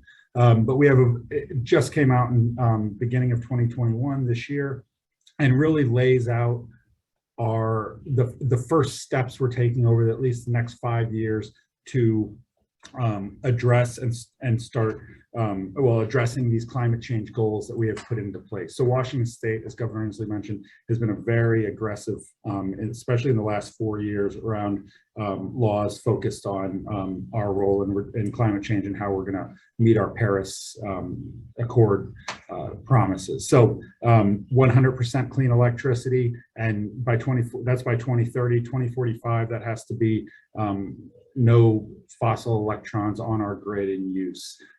We now have a clean fuel standard, luckily catching up with our other neighbors up and down the West Coast to look at our transportation fuels and lower that carbon. We have very strict clean building laws that are going into effect that are effectively going to drive down our built environment into a net zero, close to net zero by 2040, 2045 timeframe. And then we have our new Climate Commitment Act, which, as Governor Inslee mentioned, is a cap and invest on carbon. All of these are going to drive obviously projects in the state to reduce our carbon. It's also going to drive innovation. As Dr. Mcallister also mentioned, we're excited about the potential to innovate some of these new technologies, especially around hydrogen and how hydrogen fits into that final piece of a truly clean or carbon-free economy. And part of that, we talked about Washington State is a very green grid by somewhat just by luck. We produce 25% of the hydroelectric power of the entire United States in Washington State. With that comes a lot of energy export to other states, a large transmission grid, and a lot of the reasons why people often look to the Northwest for hydrogen production in particular: stable, low cost, low carbon electricity. But also, this leaves us with about 20% of decarbonization, which is a good place to be. We don't have to do, a lot of the United States is the opposite. They've got about 20 to 30% penetration of renewables, and they have an 80% problem to fix. We have the flip of that. We've got about 80%, we have 20 to fix. But that, as they say, the last 20%, the last 10%, whatever, is often the hardest. And so we're excited, Washington State's role especially when it comes to hydrogen, is how do these kind of next generation or these advanced thoughts of where hydrogen can fit into a clean economy in our heavy transportation areas, in our industrial processes, possibly in our clean building and the clean building work we're doing. Where does hydrogen work? How can we be a demonstration place for these newer technologies to squeeze out that last bit of carbon in our power systems? I will real quickly also just mention, we have, and I mentioned our state energy strategy. I think you'll notice it mentions hydrogen very often, and it makes clear that we have some work to do, and we intend to do that work over the coming year, and continuing to understand specifically how hydrogen works into our state energy goals. So I think you'll see more work coming from the state level, as well as work with our industrial partners and other state partners on where hydrogen best fits. In the meantime, we've got a lot of folks being very progressive in this area, and I'll just mention a few. Douglas County, one of our PUDs in central Washington, has built and is in the process of building, will be the first public utility to own a electrolyzer, so a 5 megawatt electrolyzer, and they have a lot of different opportunities that we can talk about later there. We also have Tacoma Power and the Port of Tacoma, which is very, I think they have the nation's first tariff specific to electrolytic hydrogen production. The Port of Tacoma as well has some very cutting edge hydrogen related projects looking at cold ironing opportunities. And finally, the City of Seattle, Port of Seattle, Seattle City Light, the local municipal utility, along with Pacific Northwest National Labs, was recently awarded DOE funding to understand again how hydrogen can fit into kind of a modern city like Seattle. So there's a lot more opportunity, and we're really glad to be here. I will pass it on to my other panelists and let them introduce themselves, and look forward to the Q&A. Thank you. All right. Thanks, Brian, and absolutely echo your enthusiasm for Washington State working to lead the way on some of those really hard to decarbonize, deep decarbonization goals for heavy duty transportation and other areas. Next, I'd like to introduce Jerry Sinclair.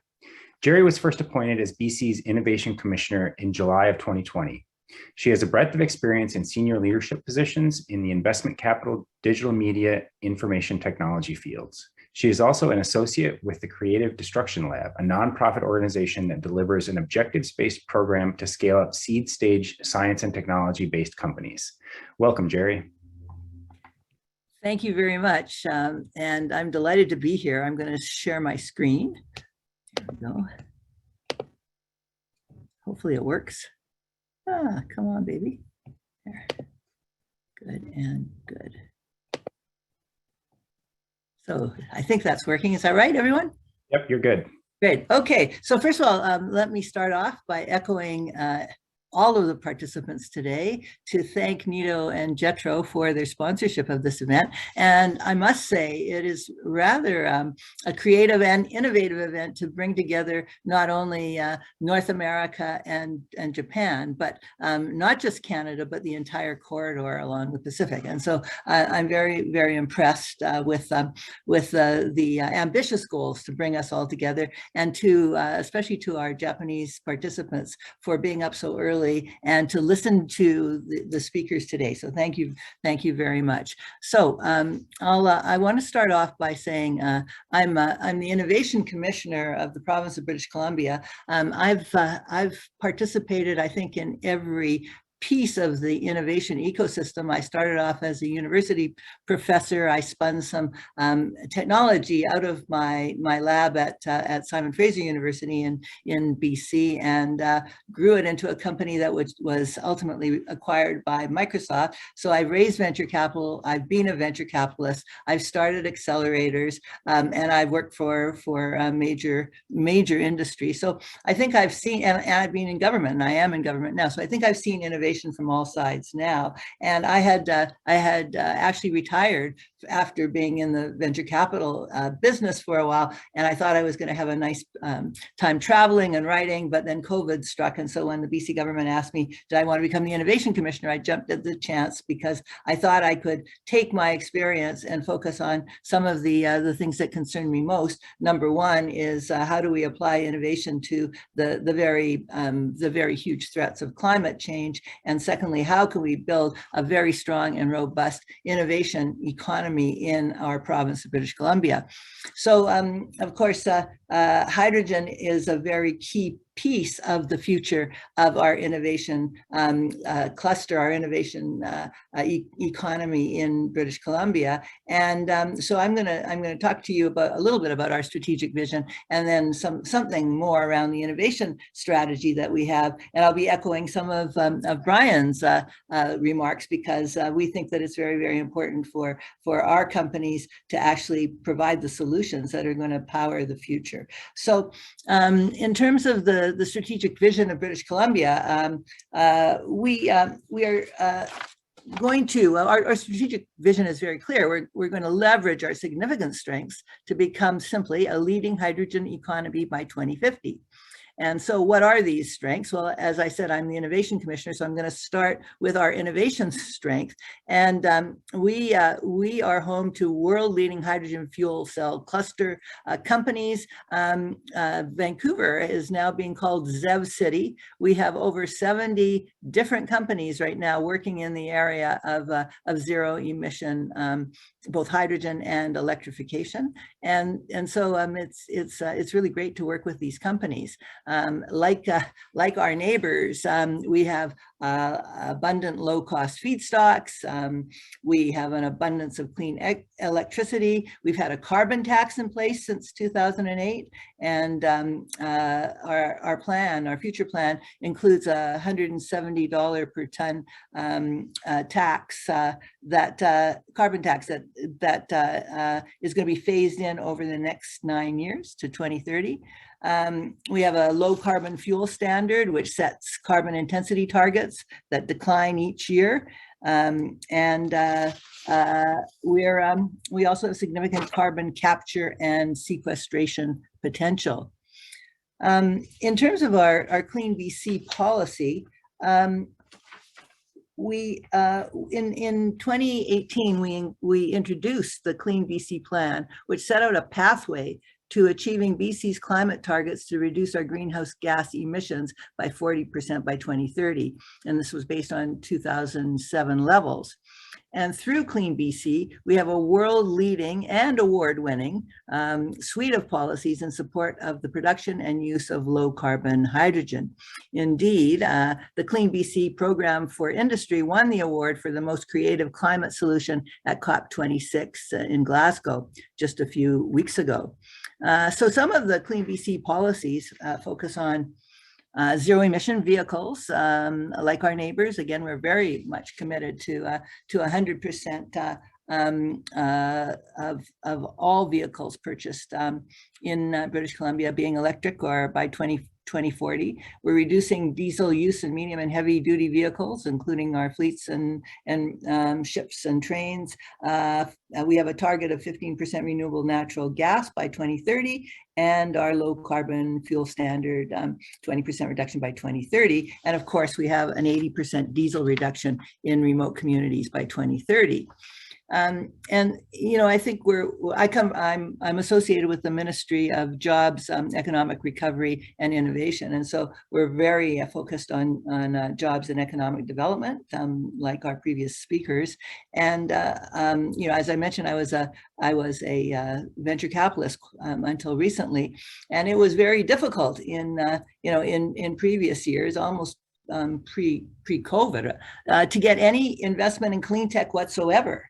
But right now, with the ESG reporting so important and the focus on climate change, there are huge investment opportunities, and there's a great interest now for investment in clean technologies, including hydrogen, to provide short-term economic recovery, including jobs and innovation, and of course, long-term growth. I spoke a bit about the global capital looking for a place to invest, and BC's can expect a positive GDP impact of about 2.5 billion by 2050. And we're also looking at almost 4,000 new jobs in BC, most of which will be highly skilled technicians and scientists and engineers and other professionals. And we see, like the other speakers, significant economic opportunities for rural areas in terms of ports and industrial hubs. And as I mentioned, we have a strong focus on clean tech innovation and commercialization. And I'd like to talk a little bit about my own particular interest and project I'm leading here in the province. And it ties very much into what Mr. Mogi said earlier, that we have to focus on both the supply side and the demand side when we're talking about our hydrogen strategy. And I've been looking at innovation and the innovation ecosystem, and I come to the conclusion that we tend to invest too much on the supply side. And from a government perspective, we invest in university research and we invest in accelerators. And from a venture capital perspective, we're investing in building startups and trying to get them to commercialize and find the product market fit. But not enough, I feel, is being put on the demand side of innovation. What does the market really want? What are the reasons, for instance, that companies are willing and will get to the point where they will actually purchase hydrogen-based solutions? So we're looking at 3 test beds. We call this an integrated network approach. I also refer to it as a buyer's club, where we pull together potential purchasers of clean technology solutions. We're doing one at the Port of Prince Rupert, and we're doing another one at Vancouver Airport, and another one with the city of Surrey, all of which have commitments to electrify their fleets and bring in hydrogen solutions for their transportation and supply chain management. So I've spoken very, very quickly. I hope I've given you a flavor of some of the exciting things we're doing in British Columbia. I look forward to collaborating with all of you today because you folks can help me in terms of you all have potential buyers of hydrogen technology. We want to know what your regions are looking for as well. Thank you very much. Excellent. Thank you so much, Jerry. It's really great to hear about all the things going on in BC. So next, I'd like to introduce Rebecca Smith. Rebecca is a senior energy policy analyst at the Oregon Department of Energy, where she focuses on alternative transportation fuels in the medium and heavy-duty vehicle sectors, including electricity and renewable hydrogen. She is the lead author for ODO's study, Renewable Hydrogen for Oregon, as required by state law. Welcome, Rebecca. Welcome, Dr. Fever. Thank you so much. And thank you to Nito and Jetro for having me today. So I would love to start out talking about kind of where we are right now with respect to hydrogen and renewable hydrogen in Oregon, because we are in some respects a little bit further behind certainly where California is and in some measures as well as where some of our other states, sister states like Washington are. Namely, we don't have any installed electrolyzer capacity in Oregon at this time. We also don't have any fueling stations for any hydrogen vehicles, be they light duty, medium duty, or heavy duty. That said, we do have a number of projects that are in the conceptualization stage, and at least 4, actually. I keep hearing about new ones every day. So one of our state's largest transit agency in Portland, TriMet, recently completed a feasibility study on using hydrogen for some of its transit buses. It found that in not all contexts were battery electric transit buses ideal. and they haven't committed yet to moving forward with hydrogen, but if they did, certainly their study looked at considering building their own supply there, citing issues with the cost and volatility of sourcing renewable hydrogen. And with the passage of the recent infrastructure bill, US DOE Elizabeth Urbanis laid out some of the really exciting funding opportunities for hydrogen. And one that's been getting a lot of consideration in the Northwest is that idea of a hydrogen hub. And so we have certainly heard of interest from a number of entities, pardon me, in the Northwest about teaming up and looking at an opportunity for a hub in the Northwest. Now, whether that would be at a port, say in Oregon or Washington, or if it would be somewhere where it might be able to take advantage of natural gas infrastructure, or if it would look at building its own infrastructure, all of those things remain to be seen. But I think it's an object lesson in the fact that when you get some federal funding, there is an immediate interest because there just isn't a lot of funding opportunity right now. Certainly Oregon as a state is not offering any, and so we're really dependent on what's available from the federal government. I know one area of interest for a lot of developers is understanding what the regulatory landscape is in different states. And so here in Oregon, we don't really have a lot of policy on the books right now, specifically about hydrogen or renewable hydrogen. We do have a lot of what I would call enabling policies, in that we are a pretty ripe place for renewable hydrogen. We have a clean electricity standard, clean by 2040. We have a clean fuels program. We our renewable portfolio standard, or RPS, allows for eligibility of renewable hydrogen in there. And we also recently passed a bill that allows our natural gas utilities to source certain amounts of renewable natural gas and to rate base that. And there is eligibility in there for renewable hydrogen as well. And then also we do have a direct access program in Oregon, which I've heard from developers is really attractive when considering setting up a project, because that allows you to, if you're going to set up an electrolyzer, to contract directly with a power producer to get the renewable electricity you'd like to produce that green hydrogen. Our Governor, Kate Brown, also mentioned the study bill that passed this year. And Dr. Fever mentioned I am the lead author on that study. And so this, I think, is probably going to be one of the biggest steps that Oregon will take in determining what its next steps are on renewable hydrogen. This is kind of the preamble, perhaps, to developing a specific strategy. As mentioned, we're going to look at what the opportunities are, not only for production of green hydrogen in Oregon, but also for consumption. And then also look at what the barriers are. And we'll definitely be looking at that for Oregon specifically, but truly it's really kind of impossible and not terribly sensical to look at it in a vacuum of a single state, when really, when we start talking about the hydrogen economy, these small one-off projects aren't really going to make sense. We're starting to really see that a regional approach is really what is likely going to help jumpstart the industry. Just some quick details maybe on the Oregon context as well, some specificity there. I will say that we are not a member of an independent system operator or a regional transmission organization, which means we have a bilateral power market. And so while we are, we have a lot of renewable energy in the state and lots of excitement and a lot of projects in the queue, we still don't always have the same, information transparency about the market that a developer might want. And, that can affect the costs as well. So that's certainly an area to consider.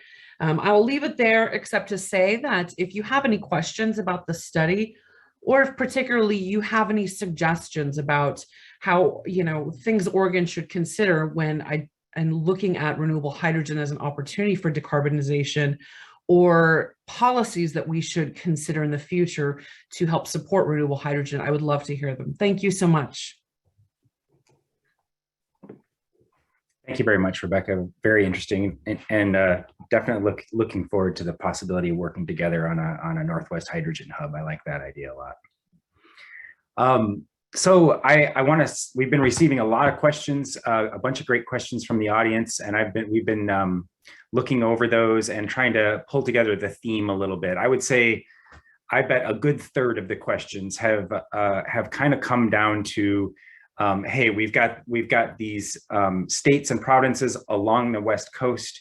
Why can't we get together and pull off a hydrogen highway along the I-5 corridor that runs from Vancouver, BC to San Diego? You know, I think it's a very fair point. Hydrogen filling stations are a known thing. They're not that complicated. And they're not too terribly expensive. So anyway, that's I think one of the biggest questions. And I think it also stems from a desire to see heavy duty transportation corridors exist, because really when we're talking about these long and medium duty truck, cycles, we're really only need to connect a couple hundred miles, or maybe even 500-mile, increments to piece together a hydrogen highway.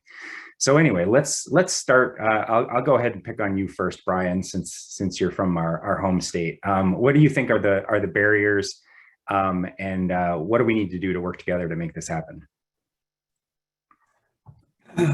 Yeah, there are a lot of barriers, I can imagine. I mean, there is a concept of, I will say from Washington State's perspective, when we think of a hydrogen highway and we look at hydrogen, we usually don't come at it from a personal transportation light vehicle opportunity. I'm not saying it's not there, but at the same time, as I mentioned, we produce a lot of green electrons, and our state energy strategy calls for the production of a lot more to meet our goals. And with that, we're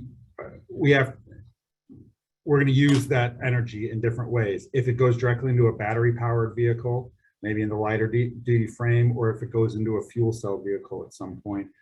I don't think we've gotten that far in our thinking. I think what I look at it is what we are going to be doing probably in the next 5 years, especially, is building out the electrical infrastructure, the grid, the smart grid, the grid modifications needed to get electricity to electrify our economy in more quantity and kind of distributed in a smarter way. That, I think, is going to be the underlying. I mean, hydrogen is inherently a carrier. I don't know if this is true. A carrier of electricity, not really, but in our state, it is. Then how is once we have that distribution of green electrons, the green electrons produced and distributed where they need to be, what form are they going to be best used as? And to some extent, I don't think that we as the government have waded into that conversation. I think we have a lot of research to be done. When we think of a hydrogen highway, I think that passenger side of the equation comes to mind very quickly. And it's probably not where the state of Washington's mind is at, but where it's probably more effective and of more interest, especially from our side, is in those hard to electrify sectors, in that heavy duty trucking. I mean, we have a company like PACCAR here in Washington that's very interested in where does that work for heavy duty trucking, obviously port operations, things like this. So I guess when I think of a hydrogen highway, obviously we need hydrogen production, and then how that hydrogen is used is somewhat up in the air. I don't think this idea that we're just going to have most folks actually are pretty interested in a shipping, a heavy duty transportation shipping corridor is kind of the focus of most. I guess that would be a long way of, I'll stop talking, but a long way of saying that's where our interest lies the most, is that understanding of that heavy transportation corridors. Where is the hydrogen potential within those? Yeah, I agree. Super important. I think we might have to lose Jerry Sinclair a little bit earlier than the rest. Jerry, would you care to comment? Especially, I think there's, if we're having a hard time collaborating between states in the United States, what do we need to do to collaborate with Canada and British Columbia to make this happen? Well, I'd like to let folks know that I've been part, and a lot of folks have been part of trying to put in place a Cascadia innovation corridor between Vancouver, well, between BC and Washington and Oregon. And over the past 3 years, great efforts have gone into trying to create an economic region called Cascadia, that because we share so many of the same resources and the same gifts and the same challenges. And it's been very, very difficult. We just finished a summit a couple of weeks ago, and I have to say that there was much more enthusiasm this time among industry. I think this is the issue we're going to face with the hydrogen highway. Obviously, governments and policymakers and educators see the need. It's the question is when is industry going to actually bite the bullet and get involved? And so this time at the Cascadia Innovation Corridor the conversations were completely different. There were actually many more representatives from industry coming to the table. So I guess the answer is that the and I'm looking at it again from a demand side of the equation. What is it going to take, for our ports and our shipping industries to actually move into using hydrogen? And we're doing a test bed at Rupert. There was talk earlier about by Dr. Chen about very interesting work going on at the port of LA. There's also lots of stuff happening in Seattle and Portland. Why don't we start collaborating in terms of what are the needs and what is it going to take? That's my suggestion. Very good, thank you. I guess Dr. Mcallister, I'd like to go to you next. I think California has the most experience with installing hydrogen filling stations and that kind of infrastructure. A lot of it has been a little bit more geared towards passenger vehicles, but we're moving into heavy duty transit and trucking as one of the key focus areas for that. And that seems to be what a lot of folks are interested in. Maybe you could share some of your experience with how we succeed at that. For sure. Appreciate the question, definitely. So we have made a significant investment and we're projecting more investment. I think part of the bringing industry along is that policy needs to say, hey, we're committed to this path, therefore it's safe to invest, and you're not going to invest in something that's going to go away in the next couple of years. So there's this chicken egg kind of problem with hydrogen where we need both demand and supply. We need in order to bring the supply, we need the off-takers. So there's that kind of dynamic. But we have invested in fueling stations, and we'll continue to do so. And also looking at building part of that nexus you just described with drayage vehicles, the port sort of ancillary vehicles, right, on land and in the port itself on the water. And so tugs and drayage and everything that is an off-taker that's real and solid. In California, our main policy in the transportation sector for decarbonizing it has been the low carbon fuel standard. And that's been that's mobilized a lot of investment in various types of clean fuels. And so I think there's potential to target these kinds of end uses as well around the ports and the corridor. The fueling stations do require not only an upfront investment to actually install the thing, but it needs a constant supply, or at least keep the supply going to the station. It also needs, it needs business. It needs enough vehicles to sort of make it worthwhile. We're in this situation in these early days of subsidizing not only the installation, but also the maintenance and operation of those fueling stations. And so it does represent quite an investment. So I think the conversation between BC, Washington, Oregon, and California, there is certainly potential for a targeted conversation about the corridor, but I think we'd have to bring a lot more actors to the table. And Jerry, you mentioned, you sort of suggested that really this takes a collaboration with industry and all the partners that would bring a project of that magnitude kind of to the fore and really make it a priority. And that kind of public-private partnership, I think, is a potential solution to get that done. But we would all have to prioritize this on the top of all the other many priorities we have. And so I think it's a great idea. And we do have a thing called the Pacific Coast Collaborative, which is all 4 of these states and province. that high-level policy makers and administration, governors' offices and energy principals get together and decide on priorities. So that might be a forum to bring this up in. Yeah, no, I think that'd be a really good starting point. One of the things that I was learning about in California is a capacity credit that's been added to the low carbon fuel standard as a way to kind of put out some incentives to overbuild some of that infrastructure in advance of the business coming, because there's some people say, hey, there needs to be a, if you build it, they will come kind of mentality, where some of that infrastructure has to be in place before anybody wants to start to think about doing a shipping corridor between any few points. You just have to see that basic infrastructure in place. Yeah, absolutely. And I think I'm not our agency doesn't actually run the low carbon fuel standard. It's the California Air Resources Board, and I know that they have professionals on staff that really get the ins and outs of how these markets are developing. So definitely worth bringing them into this conversation. Yeah. Okay. Excellent. Rebecca, would you care to comment on how we what you think needs to happen in Oregon to connect a West Coast hydrogen shipping corridor together? Well, I mean, certainly I know that we were just talking about transportation in general. And so there has been a look in Oregon by our Department of Transportation at kind of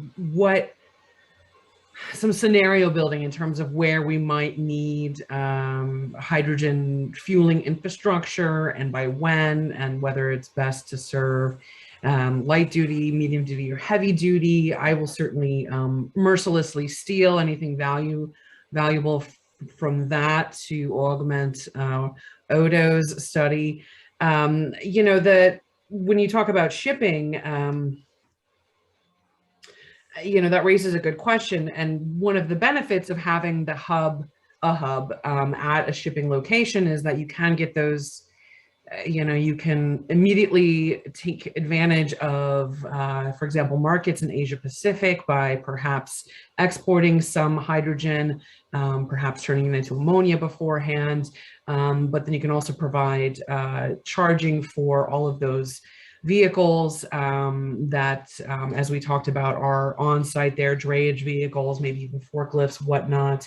But really, I think in Oregon, we're looking at more the road transportation, and it is really early days. We are having conversations with other states, but they're all really informal. They're not codified in a way that is prioritized. And so I certainly agree with Dr. Mcallister in terms of getting that bumped up as a priority I think is key. Excellent. Yeah, no, I think you're right. I guess I want to kind of interject a sort of a separate infrastructure question that also is occurring with almost as much regularity here, which is related to hydrogen pipeline infrastructure. And do we use existing natural gas infrastructure? Do we see existing natural gas utilities likely to transition to hydrogen utilities? Is how much of that is actually necessary for storage and distribution of hydrogen? So Rebecca, while we've got you, I'll start with that. Would you care to comment on what do we think we need to do to establish pipeline infrastructure, and is that actually necessary in a path we should be going down? I mean, that's a great question, and that touches on a few things. One, in Oregon, we have Northwest Natural. They have one of the most recently updated natural gas pipeline systems in the country. They're not going to have the same embrittlement issues as others, and they're still very cautious about how much they can add into the pipeline. And then, of course, you have the potential end using appliances. And questions about those. So injection questions in terms of standards and safety. There is that expectation that for natural gas distribution systems that are older, have more steel, need to be upgraded, that it would be ideal to just have a dedicated system as opposed to trying to upgrade a natural gas system. So one, though, I think that's predicated on what we're assuming are the most, how much what role renewable hydrogen might be playing in our economy. Are those who think it's going to be a very niche application for those absolutely only positively can't decarbonize any other way sectors, but then there are those who think it's going to touch every part of our economy. And so I think that when you ask that question about the pipelines and the infrastructure, you are implicitly asking that question about how big of a role we are expecting it to play. And then I just would add that at least in Oregon, and I'm sure everywhere, siting development of almost anything is really hard. We've been trying to build new transmission there forever, getting new projects. So, there is the opportunity that maybe you can use existing right-of-way with existing natural gas pipeline networks. And so maybe in that way, we are piggybacking on it, but it's still separate. But these are really the big questions that people are asking. I don't have the answer. Yeah, no, I think that's right on target. And I've, I know, Jerry, we've had our natural gas infrastructure is definitely connected to that of BC. I've seen supply shortages impact both countries, back and forth. I'm curious if you see a lot of the same sorts of issues that Rebecca does, or if there's any of a different perspective at all from the Canadian side. Well, pipelines are always a touchy topic in British Columbia, and right now, as many of you may know, we're still suffering the devastations of tremendous flooding and mudslides that have taken out big chunks of the pipeline, and the devastation that's left in its wake has been incredible. So there's, obviously there's a focus on pipelines and why they're important, but just the week before there was massive pipeline protest north with a group of our Indigenous people. So I guess from my perspective, there's so many stakeholders and there's so many issues and there's so many different facets to this. I'll go back to an innovative solution. There's a company in BC called Lamazoo, and they do digital twinning, but they're doing digital twinning of lands or of mines or of pipelines to bring all the stakeholders in to do what if scenarios. And that seems to me a very interesting collaborative tool that where the impact on the environment, the impact on the land, the impact on all of the stakeholders, and what is necessary, what are the kinds of trade-offs, and what it shines a light on the entire system, as opposed to everyone trying to figure out their own particular needs. So it might be a helpful suggestion. Yeah, no, I think that's a good thought. And the overall impact of the current natural gas infrastructure is something that has been called into question in many ways. A lot of people have become anti-natural gas, or have even started to say that hydrogen is kind of a way to keep that infrastructure in place. Brian, do you have any thoughts on, is this natural gas, is this injecting hydrogen into natural gas just something that's likely to keep the natural gas pipeline infrastructure around longer than it should be? Oh, I don't know. I think there's a lot of, and I think Europe's probably ahead of us on this.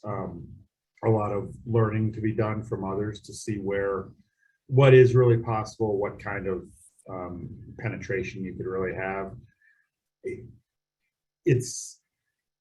So I don't know, and I think it's early days for a lot of this on the West Coast, as some of the other speakers have talked about. There's a lot of learning to be done. I wouldn't take anything off the table at this point. I mean, infrastructure is infrastructure. It's sunk costs. If you can use it and use it to really meet your decarbonization goals, I think it has to be considered. I don't think we have enough understanding of what the potential for the existing natural gas grid is to say one way or the other. Yep. No, I think that's a fair point. Andrew, could you guys are just looking very seriously at it sounds like a dedicated hydrogen pipeline going back and forth between Utah and other parts of the California infrastructure. Could you elaborate on that? That's related to natural gas infrastructure in any way, or is it its own thing? Yeah, so as I understand it, the LA Intermountain Power conversion so they have in the Delta, Utah site where the existing power plant sits, they have water rights, they have a lot of space, they have, existing transmission infrastructure. So the idea would be to, generate hydrogen there with solar, and they've also got these underground salt caverns that are perfect for storing hydrogen. So they would generate at the site with hydrogen and then use the transmission lines to get that power to LA. Now, apart from that, High-Deal in LA is also an effort to get the price down. I think their target is $1.50 a kilogram of hydrogen, that's for use in basin. And so just to quickly kind of build on something Rebecca said, really a lot depends on the infrastructure that's already in place. And so really the heavy lifting, the devil's in the details in a lot of this. And so mapping sort of the existing vintages of pipelines, both the grid, both the bulk pipelines and the retail pieces is kind of a necessary step to kind of understand what the possibilities are and the costs for making hydrogen part of that conversation. I do think the strategy that kind of makes sense is focus on those sites where you're most likely to have success, right? So an existing industrial corridor in LA seems pretty good in terms of, okay, we have a lot of thermal loads, they're going to be hard to electrify, let's kind of start there. And maybe, you build a short pipeline to transmit green hydrogen to a limited number of industrial customers and kind of make it work there and go on from there and build from that. So I think there's we have to start at point A. We don't exactly know what point B is, but we know generally the waypoint, the direction of that waypoint. So I think we can start walking towards it and learn as we go and start expanding from there. And I think that's kind of the intention of learning by doing that LA sort of has. And we have two very large gas utilities in California, and they're quite different in terms of their, one of them is actually a dual fuel, also does electricity, that's Pacific Gas and Electric, and then Southern California Gas Company, which serves pretty much the whole of sort of all the LA, most of Southern California except at San Diego.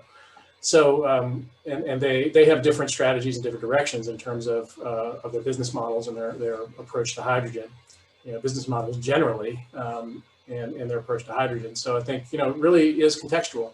The solutions are going to be contextual, and we're going to have to sort of tease out the lessons from those experiences to be able to generalize.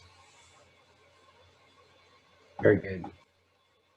Well, I think we're already a bit over time, and so I want to be respectful of everyone's time, and we'll probably just go ahead and end here.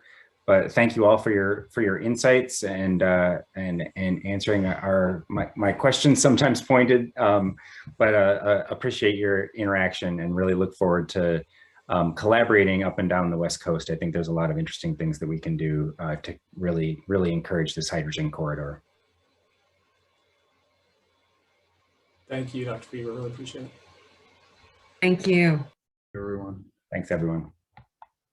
Thank you all very much for an informative discussion that provided us with a top-down view of what your respective state or province is doing in the hydrogen space. I'm looking forward to hearing you all speak again. This concludes the program for session 1, and I want to thank the audience and all the speakers for joining us for day 1 of this conference hosted by Nido and Jethro. I hope that today's webinar has been worthwhile, and we look forward to having you join us again on Monday, December the 6th, 3 p.m. Pacific time. In session 2, industry leaders from Japan and the Pacific West will discuss the challenges and opportunities for the private sector in building a new clean hydrogen economy. We hope to see you there. Finally, a questionnaire will appear on the screen when you leave the seminar. We would greatly appreciate if you could cooperate with that. Thank you very much.